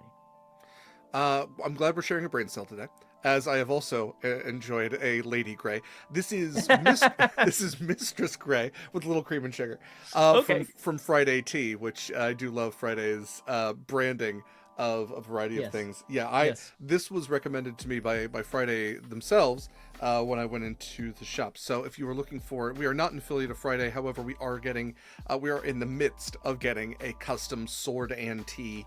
We're just trying to decide whether we're going to want to go with blueberry or like black cherry currant. Both are great. Both Sure. look amazing. Sure. They have like little bits of lemon that kind of stand out among all the other colors. Um, but yes, we will have a custom sword and tea by the end of this year. I say confidently, and hopefully, will as Friday begins to open up, affiliate ships will apply for those once again. We were, and then there was an issue with on the end of the person who was handling that, who no longer works for the company. But yes, we are friends of Friday. We support Friday. If you ever find yourself in the Yes. greater Seattle area, highly recommend checking out the main tea shop or the warehouse, both of whom will sell tea. However, you get Friday themselves. Highly recommend getting something that kind of talking to them about what you enjoy, and Oh and yeah. watching them work what is to me literal magic as to Yeah. mixing a bag of tea. It's a good time. It's When fantastic. I lived out there, I would frequently go over and we'd hang out, have a bite to eat, and she'd do her usual tea house stuff. Always a good time. Yeah, absolute witchcraft in the best of ways. And if you haven't been to the shop in a while, they have done a lot of refurbishing and changing it up, and it's absolutely gorgeous there. So definitely check out Friday Teas. I believe one of our mods, the Lady Dame, is an affiliate with Friday Teas. So if you are looking for a discount, you can use LDs. I believe it is posted on her social media. Just throwing it out there, save you a buck. Um, Awesome. So yes, I appreciate you doing that. I typically do ask about our respective teas. So thank you for keeping me on task with that. I got you. Yeah, I appreciate it. You should be here for all these. Okay, so what I would love to talk about now, because we've gone through a little bit of the mechanics, talked about d6s, talked about essentially what are the stats, the dice pools, the foundations of the mechanics of the character. What I'd love to talk about a little bit next are maybe some of the squishier, the non-mechanic parts of the Sure. character. Because you do actually you provide a decent bit for origin story, motive, flaw. Um, where did those kind of play into the game? Is it strictly for like role play influence? Are there mechanic portions kind of tied into that? What does that kind of look like? Yeah. So, there's certainly a component where knowing who your character is important when you make a character, regardless of how it plays into the mechanics. And so, to some extent, I want characters to have like a little bit of thought behind who they are, what they're going for. Um, as a GM, I really like it when my players say, "Hey, here's like the goal that my character is after, and here's like something juicy that you can use to sink your hooks into them and motivate them one way or the other." And so that's part of the inspiration there. But there are some very minor mechanical things with a couple of archetype talents. There's one I think. Let me go double check. I think. um, the brawler, for instance, since we were talking about them earlier, there is a talent that I think is probably a recent addition that hasn't been reflected in any of our public playtest documents yet.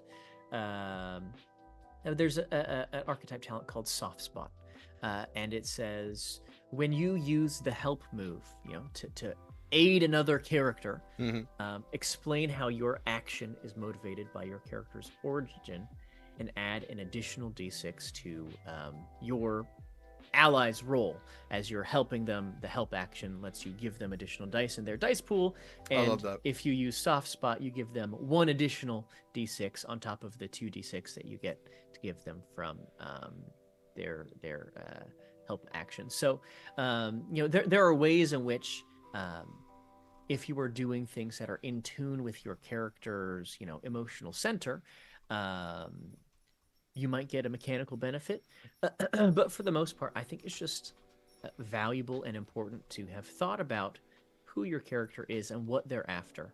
Um, and then for like NPCs, particularly like villain stat blocks, they also are going to have origins.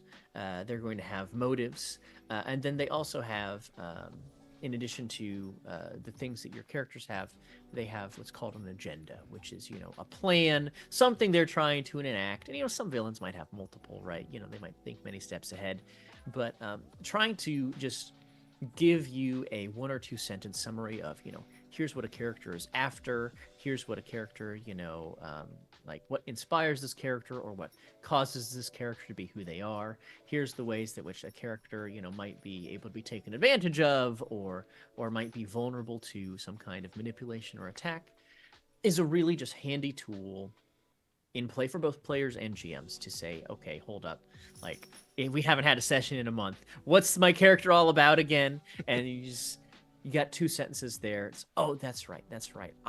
I'm really trying to earn enough money to pay my bills this month. That's right. That's what's motivating me. And whatever it is, those are very free-form fields on the character sheet. But the hope is that it lets you find something to identify with in your character. It gives you something to, maybe bond over. We've written a couple of types of scenes, but in particular, there's one called, like, I think a team bonding scene Mm-hmm. where you could, talk about your origin stories and your motivations and the things that make you who you are. And as you come closer together as a team in a very role play oriented sort of moment, you can um, uh, boost. Everyone gets a circumstantial bonus, one circumstance die in whatever the following scene is after a bonding scene, as you feel more united and can work together better after this team building exercise. So there's some opportunities for you to use those things with a mechanical benefit, but like the heart of why it's there is ultimately like flavor and just as a useful piece of information. For sure.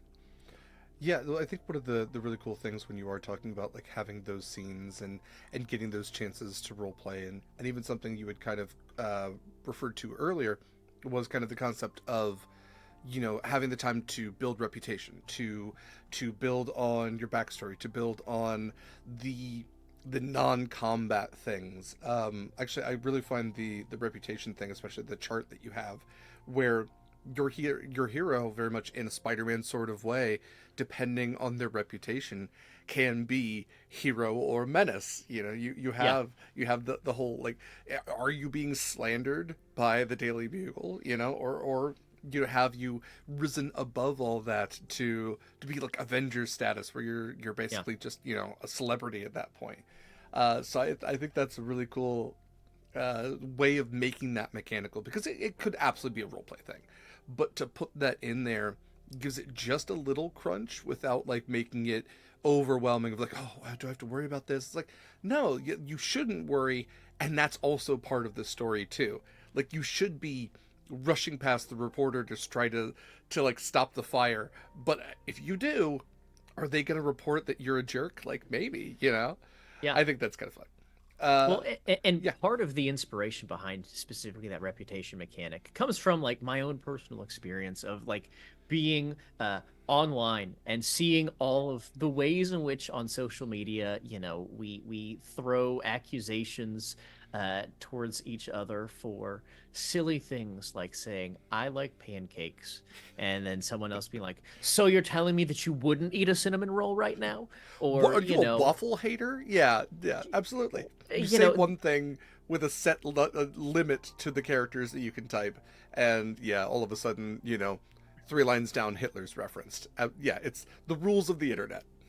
Exactly. And Yeah. so, there's a component of that mechanic that's very much like even on a very small scale, right, on social media, like we all, or at least I would assume many of us do, there's a component of like, that thought of, okay, I need to make sure that like I'm curating my image online so that people like don't think I hate puppies because I only talk about how much I love cats, Hmm. right? Like, so there's a component of like, how do I, not just be a hero, but then also like build a reputation as a hero, so that way citizens and news outlets and influencers will go, oh, hey, this hero is actually a really cool guy, and he, stopped and saved this cat from a tree, and then he gave ice cream to this, elderly old lady, and like he's really a stand-up guy, Yeah.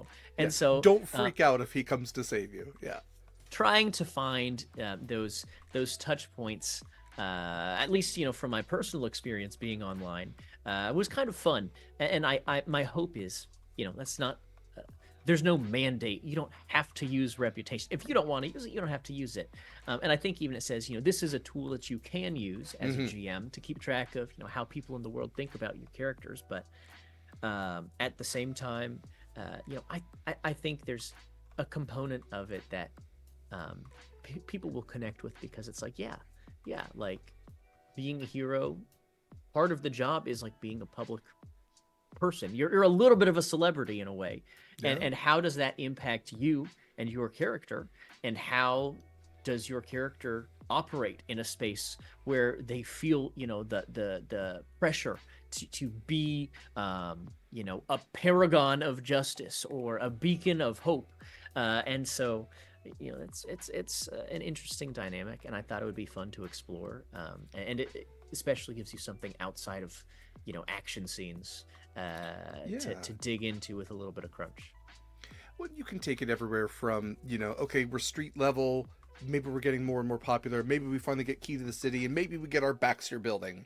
Or Yeah, you can yeah, also take it the way that, that is kind of a like third level story throughout the Marvel MCU, is when you look at, the actual timeline, you have Captain America, who benefits from World War II propaganda, and then comes to the modern age where propaganda is not really a thing, but the Avengers end up saving everybody. They get a lot of good press from that. But then as the goodwill starts kind of wearing away, you start to get, then you get to civil war, where now you have Yeah, this fracture where the government's saying you're either part of us or you're terrorists. And so right. absolutely, they having to maintain either the level of like justice and independence versus, you know, the government mandated control. I think that that is an interesting storyline to play with, but not, like you said, not a required one. And that is, Yep. again, a flexibility thing that comes to this game, is you don't have to buy into every little thing. The game gives you the building blocks, like you said, to make what you want out of it. And that's a really cool thing to it. Um, we talked definitely about like successes and, like, you know, the different parts of the game where it comes to not just fighting.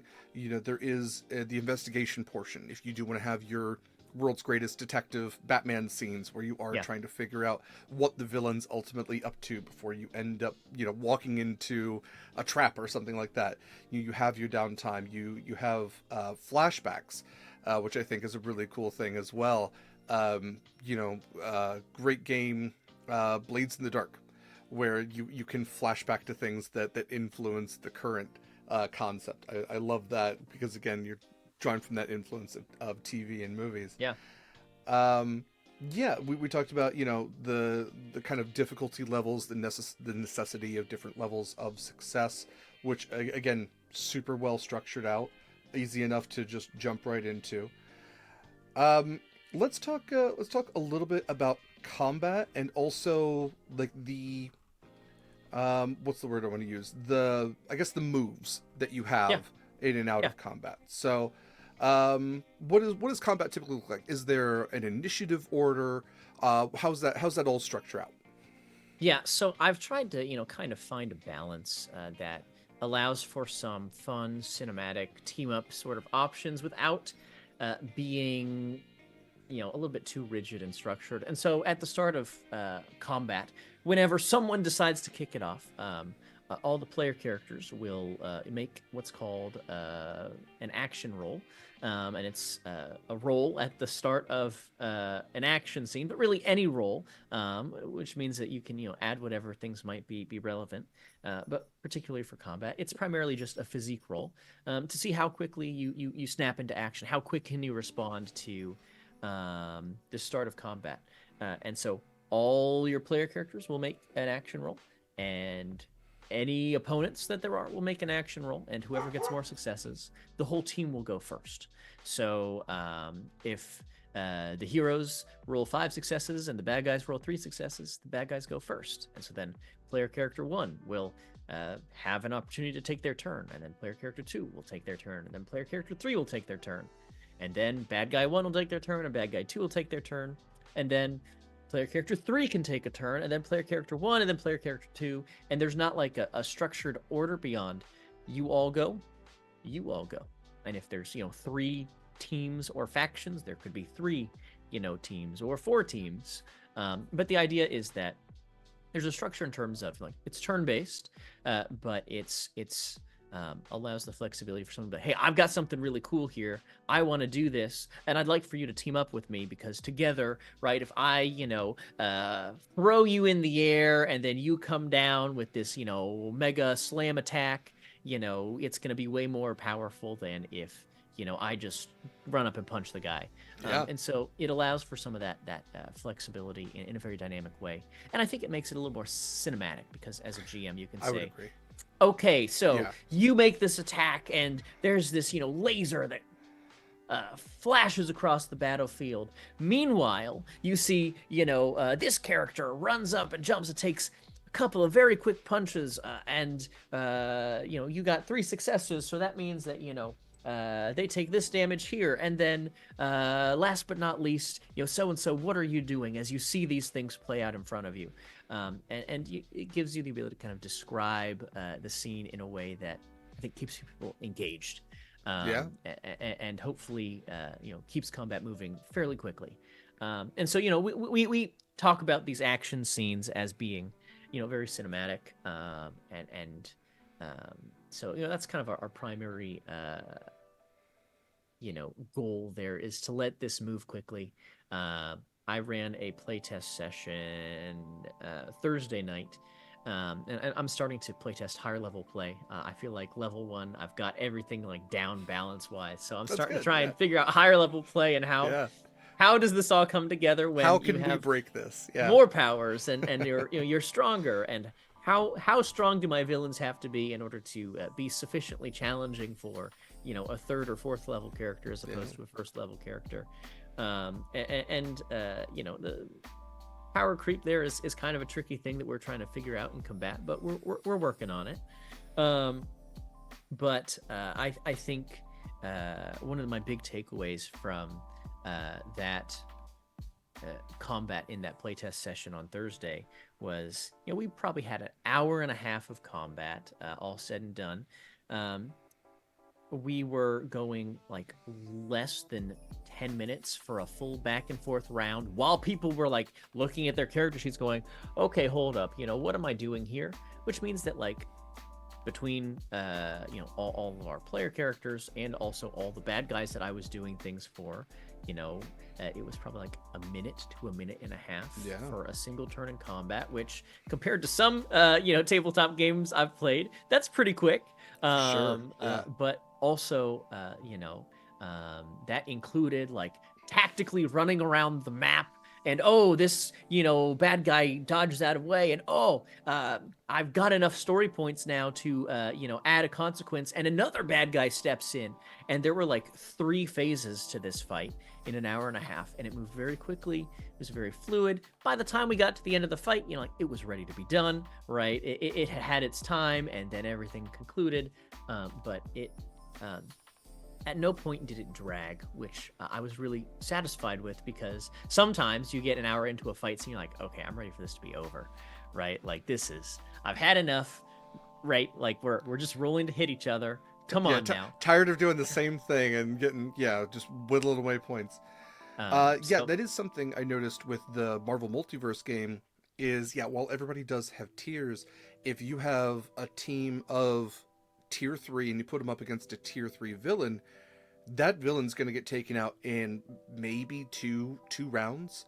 Like the concept of henchman becomes really important there. So balancing that at higher levels, I'm sure is definitely something to test out.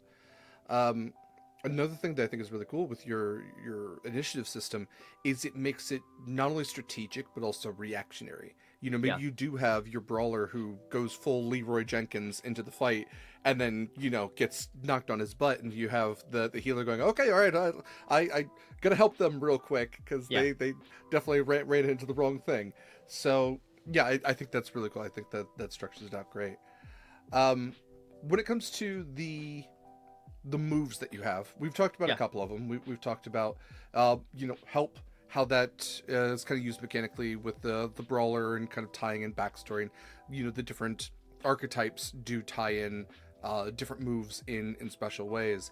But again, I think that when it comes to some games having so many moves that people tend to forget them, like especially 5e. 5e has so many moves that people aren't even aware of all of the moves, and unless they look them up every time, like, oh, I can climb somebody if they're bigger than me. Like, everybody forgets that one exists. But I do love, you have Aid the Fallen, pretty standard. You have attack, defend, help, interact. I like that Aid the Fallen isn't just to an archetype that anyone can kind of help. And to that, to do also the concept of damage, just while I'm remembering this, there's 2 types of damage in this game. There's will and health, right? Will and resist. Resist. Thank you. That's what it was. So there's a tactical component to that. So will is reflective of like your character's like physical, but also like mental will to keep fighting. Right. So it is not just your actual health, but like your stick to itiveness in a way. The resolve. Whereas resist is really a reflection of how much can you absorb or dodge or just take without even feeling it in terms of damage. And so there's a tactical component to it, because if someone tries to call a shot on you, right? I'm going to make an attack at your hand to try to disarm you, or I'm going to try to push you back off of this ledge. If you take all of that damage with your resist and you absorb it or you dodge it, it doesn't have any effect on you. But if a single point of an attack that's attempting to do something to you hits your will, then it is a successful effect. And so you kind of have to balance, like, how much do I want an attack to hit me and hurt me Hmm. versus how much am I willing to, dodge and wear down my armor, in a way of speaking, early on in the fight, and then risk having someone do something really devastating to me later on. And so, without making things overly complicated, that felt like a nice way to add a level of crunch to a fight that uh, isn't rolling a whole bunch of dice, or rolling multiple times to determine the result of an effect, or isn't, making the math harder. Because for the most part, right, you're going to take less than 10 damage on any given turn, and you go, okay, great. Even if it's 10, right? Okay, 5-5 or 6-4 or 7-3. Like, it's very easy to do that math quickly and split it up. And then there are different stats that contribute to will versus resist. And so, your stamina determines your will, but your physique and your acuity, now, this is a recent change, determine your resist. Stamina is will, physique and acuity is resist. So that means that, there's a physical component, but a mental component to your resist. Just like there's a physical component to your will, but it's a different kind of physical component. So we've really, got some interesting things that I hope add a little bit of something there for your power gamers and your tactical gamers, without making it unapproachable to folks who are really just there to, like, tell a fun story and Hmm. have a good time. Um, Going to moves very quickly, a lot of the inspiration there comes from, like, things like Powered by the Apocalypse games. Right. I think the place where I have a hard time with Powered by the Apocalypse games is there are a lot of, like, unique and custom moves for individual characters or playbooks, uh, that are, it's like hard to remember what everything does. Right. And so, like, there's a whole sheet dedicated to reminding you what your moves can do. Um, Whereas my goal with our moves was really to just kind of, on a very high level, categorize 90% of the things that you could want to do on your turn. It's not, all encompassing, but Mm. the vast majority of things that you could do, whether that's hit someone, whether that's, try and, like, grapple someone, whether that's try to help someone, whether that's to hide something, whether that's, to convince someone or manipulate someone or lie to someone, whatever it is you're attempting to do, we've kind of taken the main categories and also made them very flexible. So you could make a hide move to hide the truth, and you'd roll with presence because you're trying to lie to someone's face. Or you could make a hide move that's about being stealthy, and that's more of a physique roll because physique is all about your body and how you control your body. That's Or really you cool. could try to, like, cleverly hide a piece of information somewhere, and you roll acuity for that. Hmm. Or, you could try to, like, hide an object in plain sight, and maybe, getting the details on your camouflage and disguise right would be more of a finesse roll. And so, um, you can roll with whatever stat makes the most sense, but take general types of actions, and then it's up to the GM to say, okay, great, it sounds to me like you're trying to hide something. Are you trying to use acuity or presence here? And that's going to determine, the difficulty and how easy it is for you to succeed, but also it determines what you get to add to the dice roll. So, if you are trying to tell a lie, but you really want to roll with acuity, then it's going to be, okay, how cleverly can you disguise this information or keep Hmm. this information from someone, as opposed to, how charming or convincing are you as you try to do this. And so it changes the calculation there, mostly on the GM side, but gives you the ability to do a whole lot of things with a fairly short list of moves. Um, and we're gonna try and have that probably not on page one of the character sheet, but we'll have I don't know if you saw like what they did with Daggerheart, where when they release the character sheet, they also have like a little sidecar, they call it, where you like have a second sheet underneath and you slide it out, and it's Mm-hmm. got some arrows pointing to fields on the sheet, explaining what you can do. Uh, that's exactly what we're hoping to do here, and have a second sheet that says, "Here's your list of moves in case you forgot," and then here's what these fields on the character sheet are, and make that really useful for I love players. that. That's really cool. Yeah, I mean, because that's been one of the biggest complaints, right? Is when you play again, I'll reference 5e, but why is nature intelligence? Why isn't it Yeah, wisdom? Why can't? Or how do I use thieves' tools? Is it sleight of hand, or no? It's supposed to be this or this. So yes, making it more open ended and trying to then like, calculate out either as the GM or as the player, like, hey, I want to I want to try to manipulate someone, but I'm going to do it not with my words. Like, what would that kind of look like? I'm going to try to maybe just like, flex and let's see if that does something. So I really do like the open ended style of that. Again, it might seem like at first blush that adds crunch to the game, but if anything, it kind of simplifies it a little bit. It's not necessarily a rule. It makes it something that is easier to navigate and even negotiate with the other people that you play with at the table. Um, I'm scrolling through to see if there's anything else I necessarily missed. We did talk about kind of the structure that's suggested for the game, where you do have your character scenes, your montage scenes, potential downtime, the combat aspect of it. There is a wonderful section on for any GMs that might read this, but I want you all to buy and support this, so I'm not going to give you all the secrets. Wonderful thing for running combat. I do want to shout out. I love the villain name generator. I am an absolute slut for villain or for name generators in general, especially when it is pair up this number with this number sort of thing. Like I was into the moon meme when that was a thing. Like yeah, yeah, absolutely love that. So if you can't come up with a villain, roll a couple d6 and you will get something that is either incredible or something that is so incredible because it's just like that's too wordy, but it still works. Like this yeah, is what a madman would, quote unquote villain madman would name themselves. Hero yeah. I name had a lot of fun with generator. that. Yeah, it's great. I absolutely love it. Um, Hero name generator as well. You've got stuff for creating NPCs. Like I firmly believe, and this is a number of games we talk about here on Sword and Tea.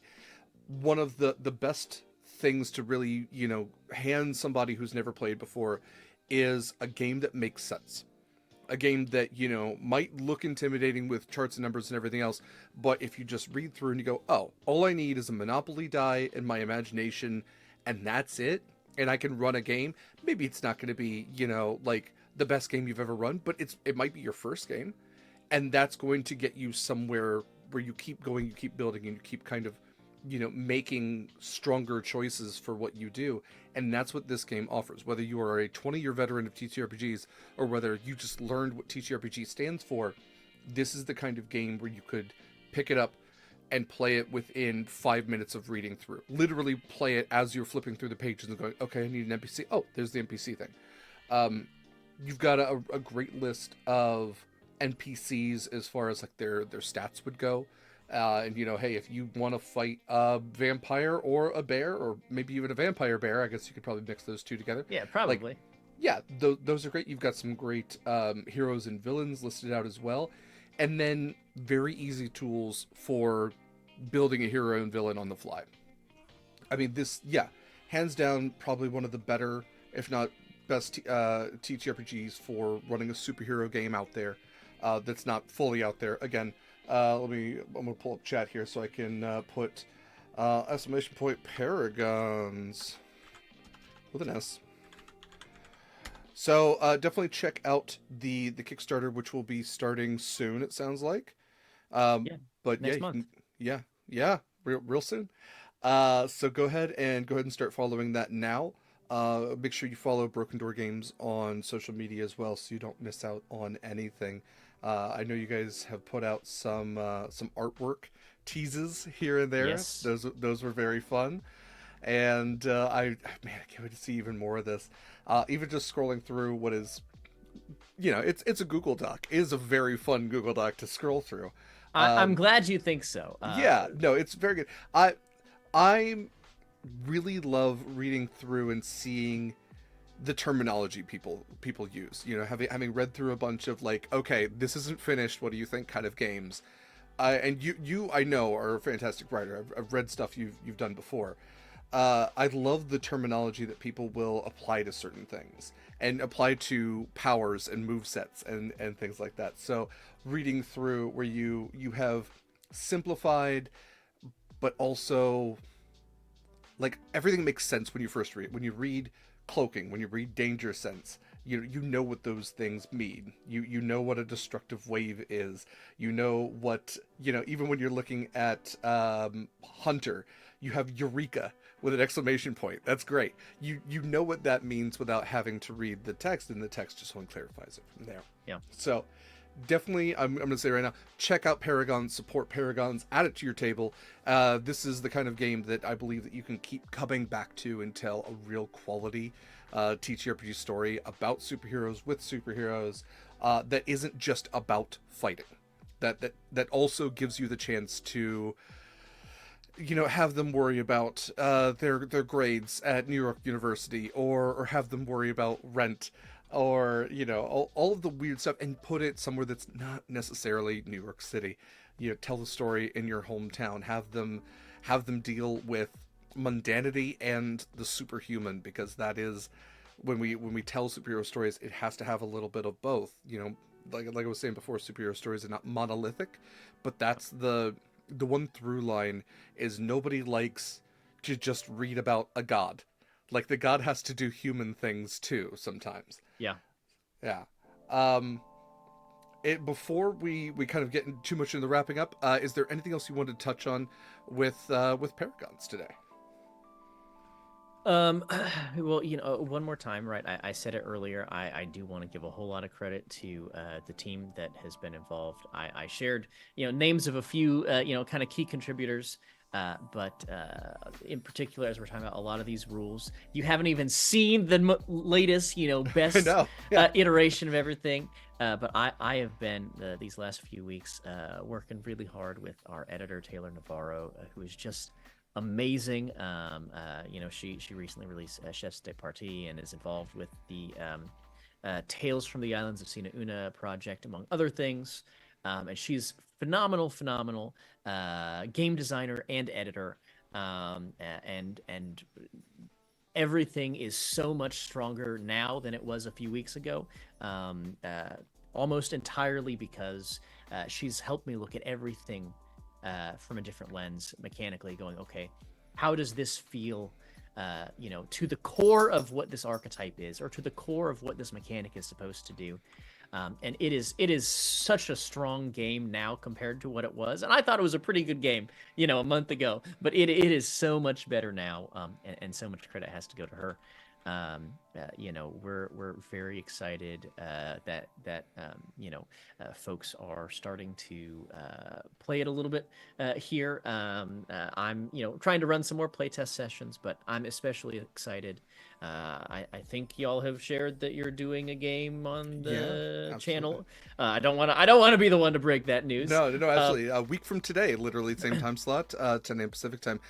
Eva will be running a game of Paragons right here on Sword and Key. We have a wonderful cast already set up for that, so I'm actually part of that cast. I'm definitely looking forward to it. Awesome. Good.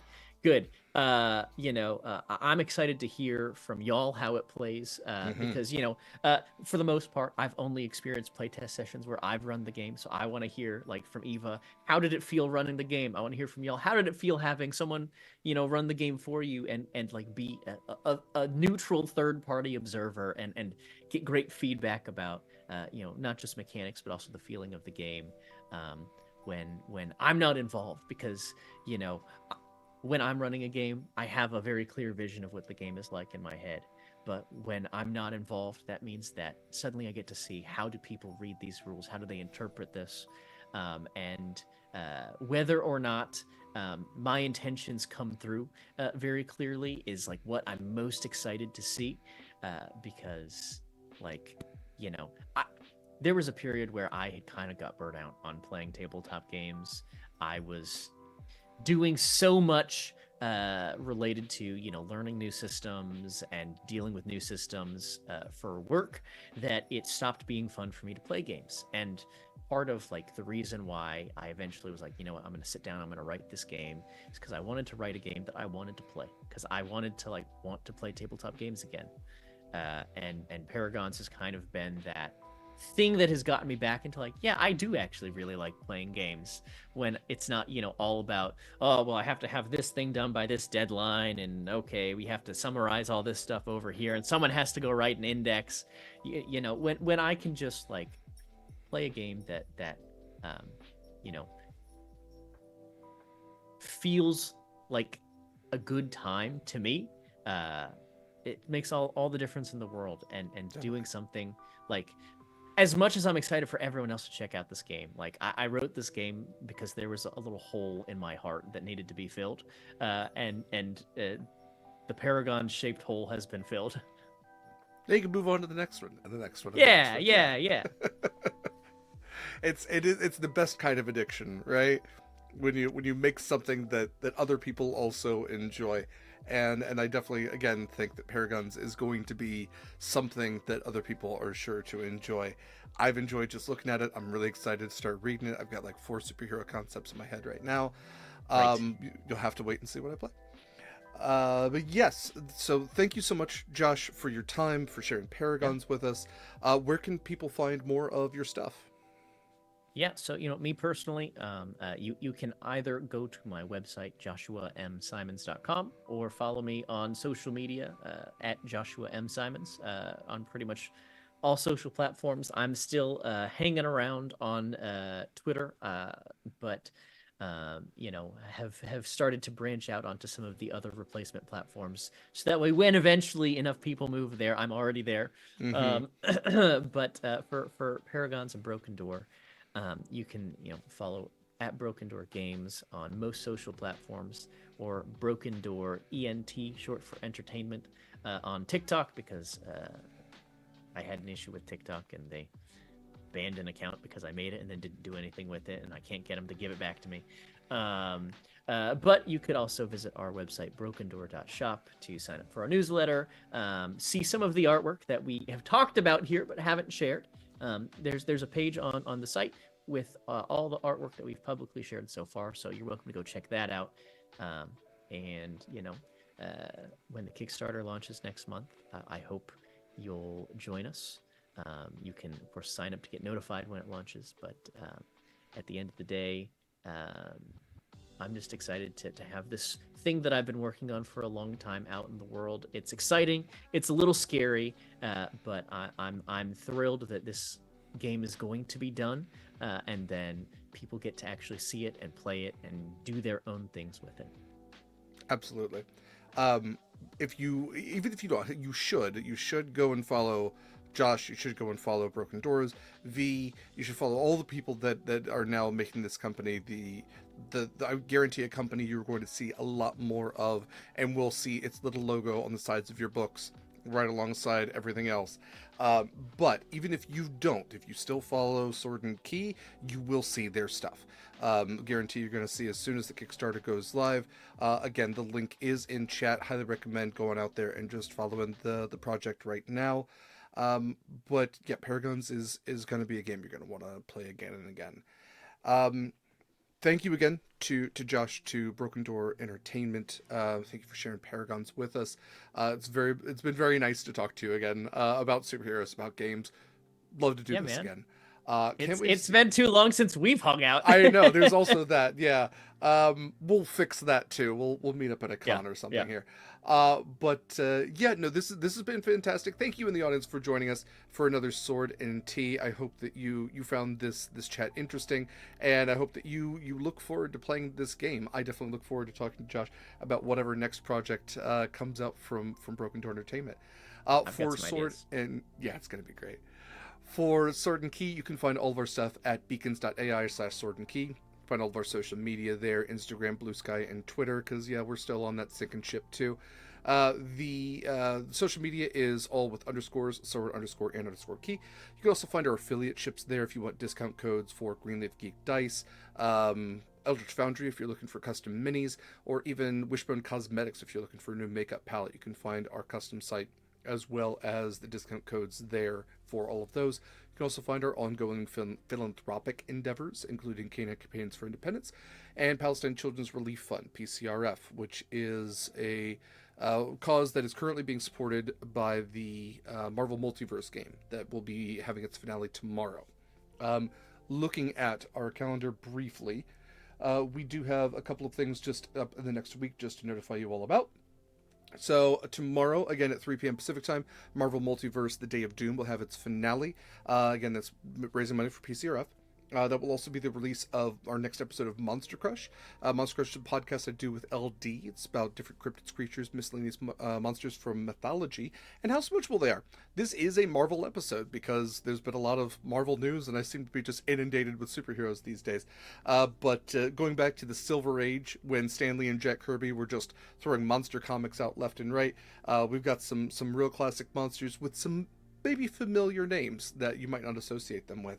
So hopefully I will get that all edited out tomorrow, if not as soon as possible. Shout out to Ali Mack, mod on this channel, and I would say where Eva and I are founders, Ali is a co-creator in the sense that most of the websites and digital stuff we have has been double checked over by Ali, if not created in the first place. So happy birthday to the one and only Ali Mack on the 27th. That's Tuesday. Tuesday is also our next episode of Gate Night, so we're playing Baldur's Gate 3 with myself, Shadow, and LD. We're still in Act 1. It's totally fine.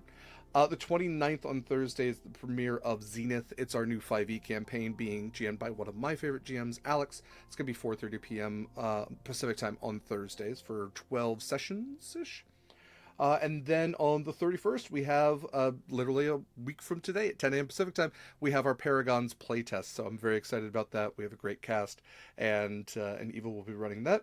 And that gets us through next week. September is going to be really busy. In addition to Zenith, we have the premiere of Journey to Book's End, which is a cipher game. We have the return of Humblewood Season 2 with a really awesome cast and a new member on that. And Horizon's Call will continue, in addition to my birthday. And I would say another very important date. Josh, if you want, if it's okay if I share. You can share, of course, Okay. of course. I was going to say if you said no, I was just going to say that's when Paragons is coming out. But also, in addition to that, you're getting married. Massive congratulations. Yes, yes. That's I super decided excited. to be ambitious and have a wedding and also launch a Kickstarter within the same week. So Ambitious is the good word. Yeah, that's the word we use when we're burning the candle at literally like right in the middle on and both ends. there's more than two ends to a candle. There's more than two ends to it. That's right. That's how shapes work. We have a lot more coming up next month as well. You can always join our Discord through our beacons as well. You can see our calendar there. Hell, you can even add our calendar to your Google Calendar if you really want to be ambitious about it. We'll have more movie nights coming up as well. More cool stuff. Check it all out. I do also want to say a special thank you not only to you and your company, but also your partner for lending some time. I know that she is also putting in the hours right now. So we are going to go raid Athena Bean. Please go spread some positivity as she is also busting her butt with a streaming marathon. So yes, give some support, give some love. This is, do you know how many hours this has been? Oh, How long has it been since you've seen your beloved's face? We're doing about 12 hours a day. Today's day 9. She took a short break for the bachelorette party. That's good. You know, we're well into the hundreds. Um, yeah. I mean, fun fact: I'm gonna go play video games with her right now, so that's what's about to go happen. So Amazing. we'll be over there. Go enjoy that. Josh will be there when you get there. Spread some positivity and support as always. And again, thank you for me. Thank you for Sword and Key. Take care of yourselves. We will see you next time, which hopefully is sooner rather than later. Bye, everybody.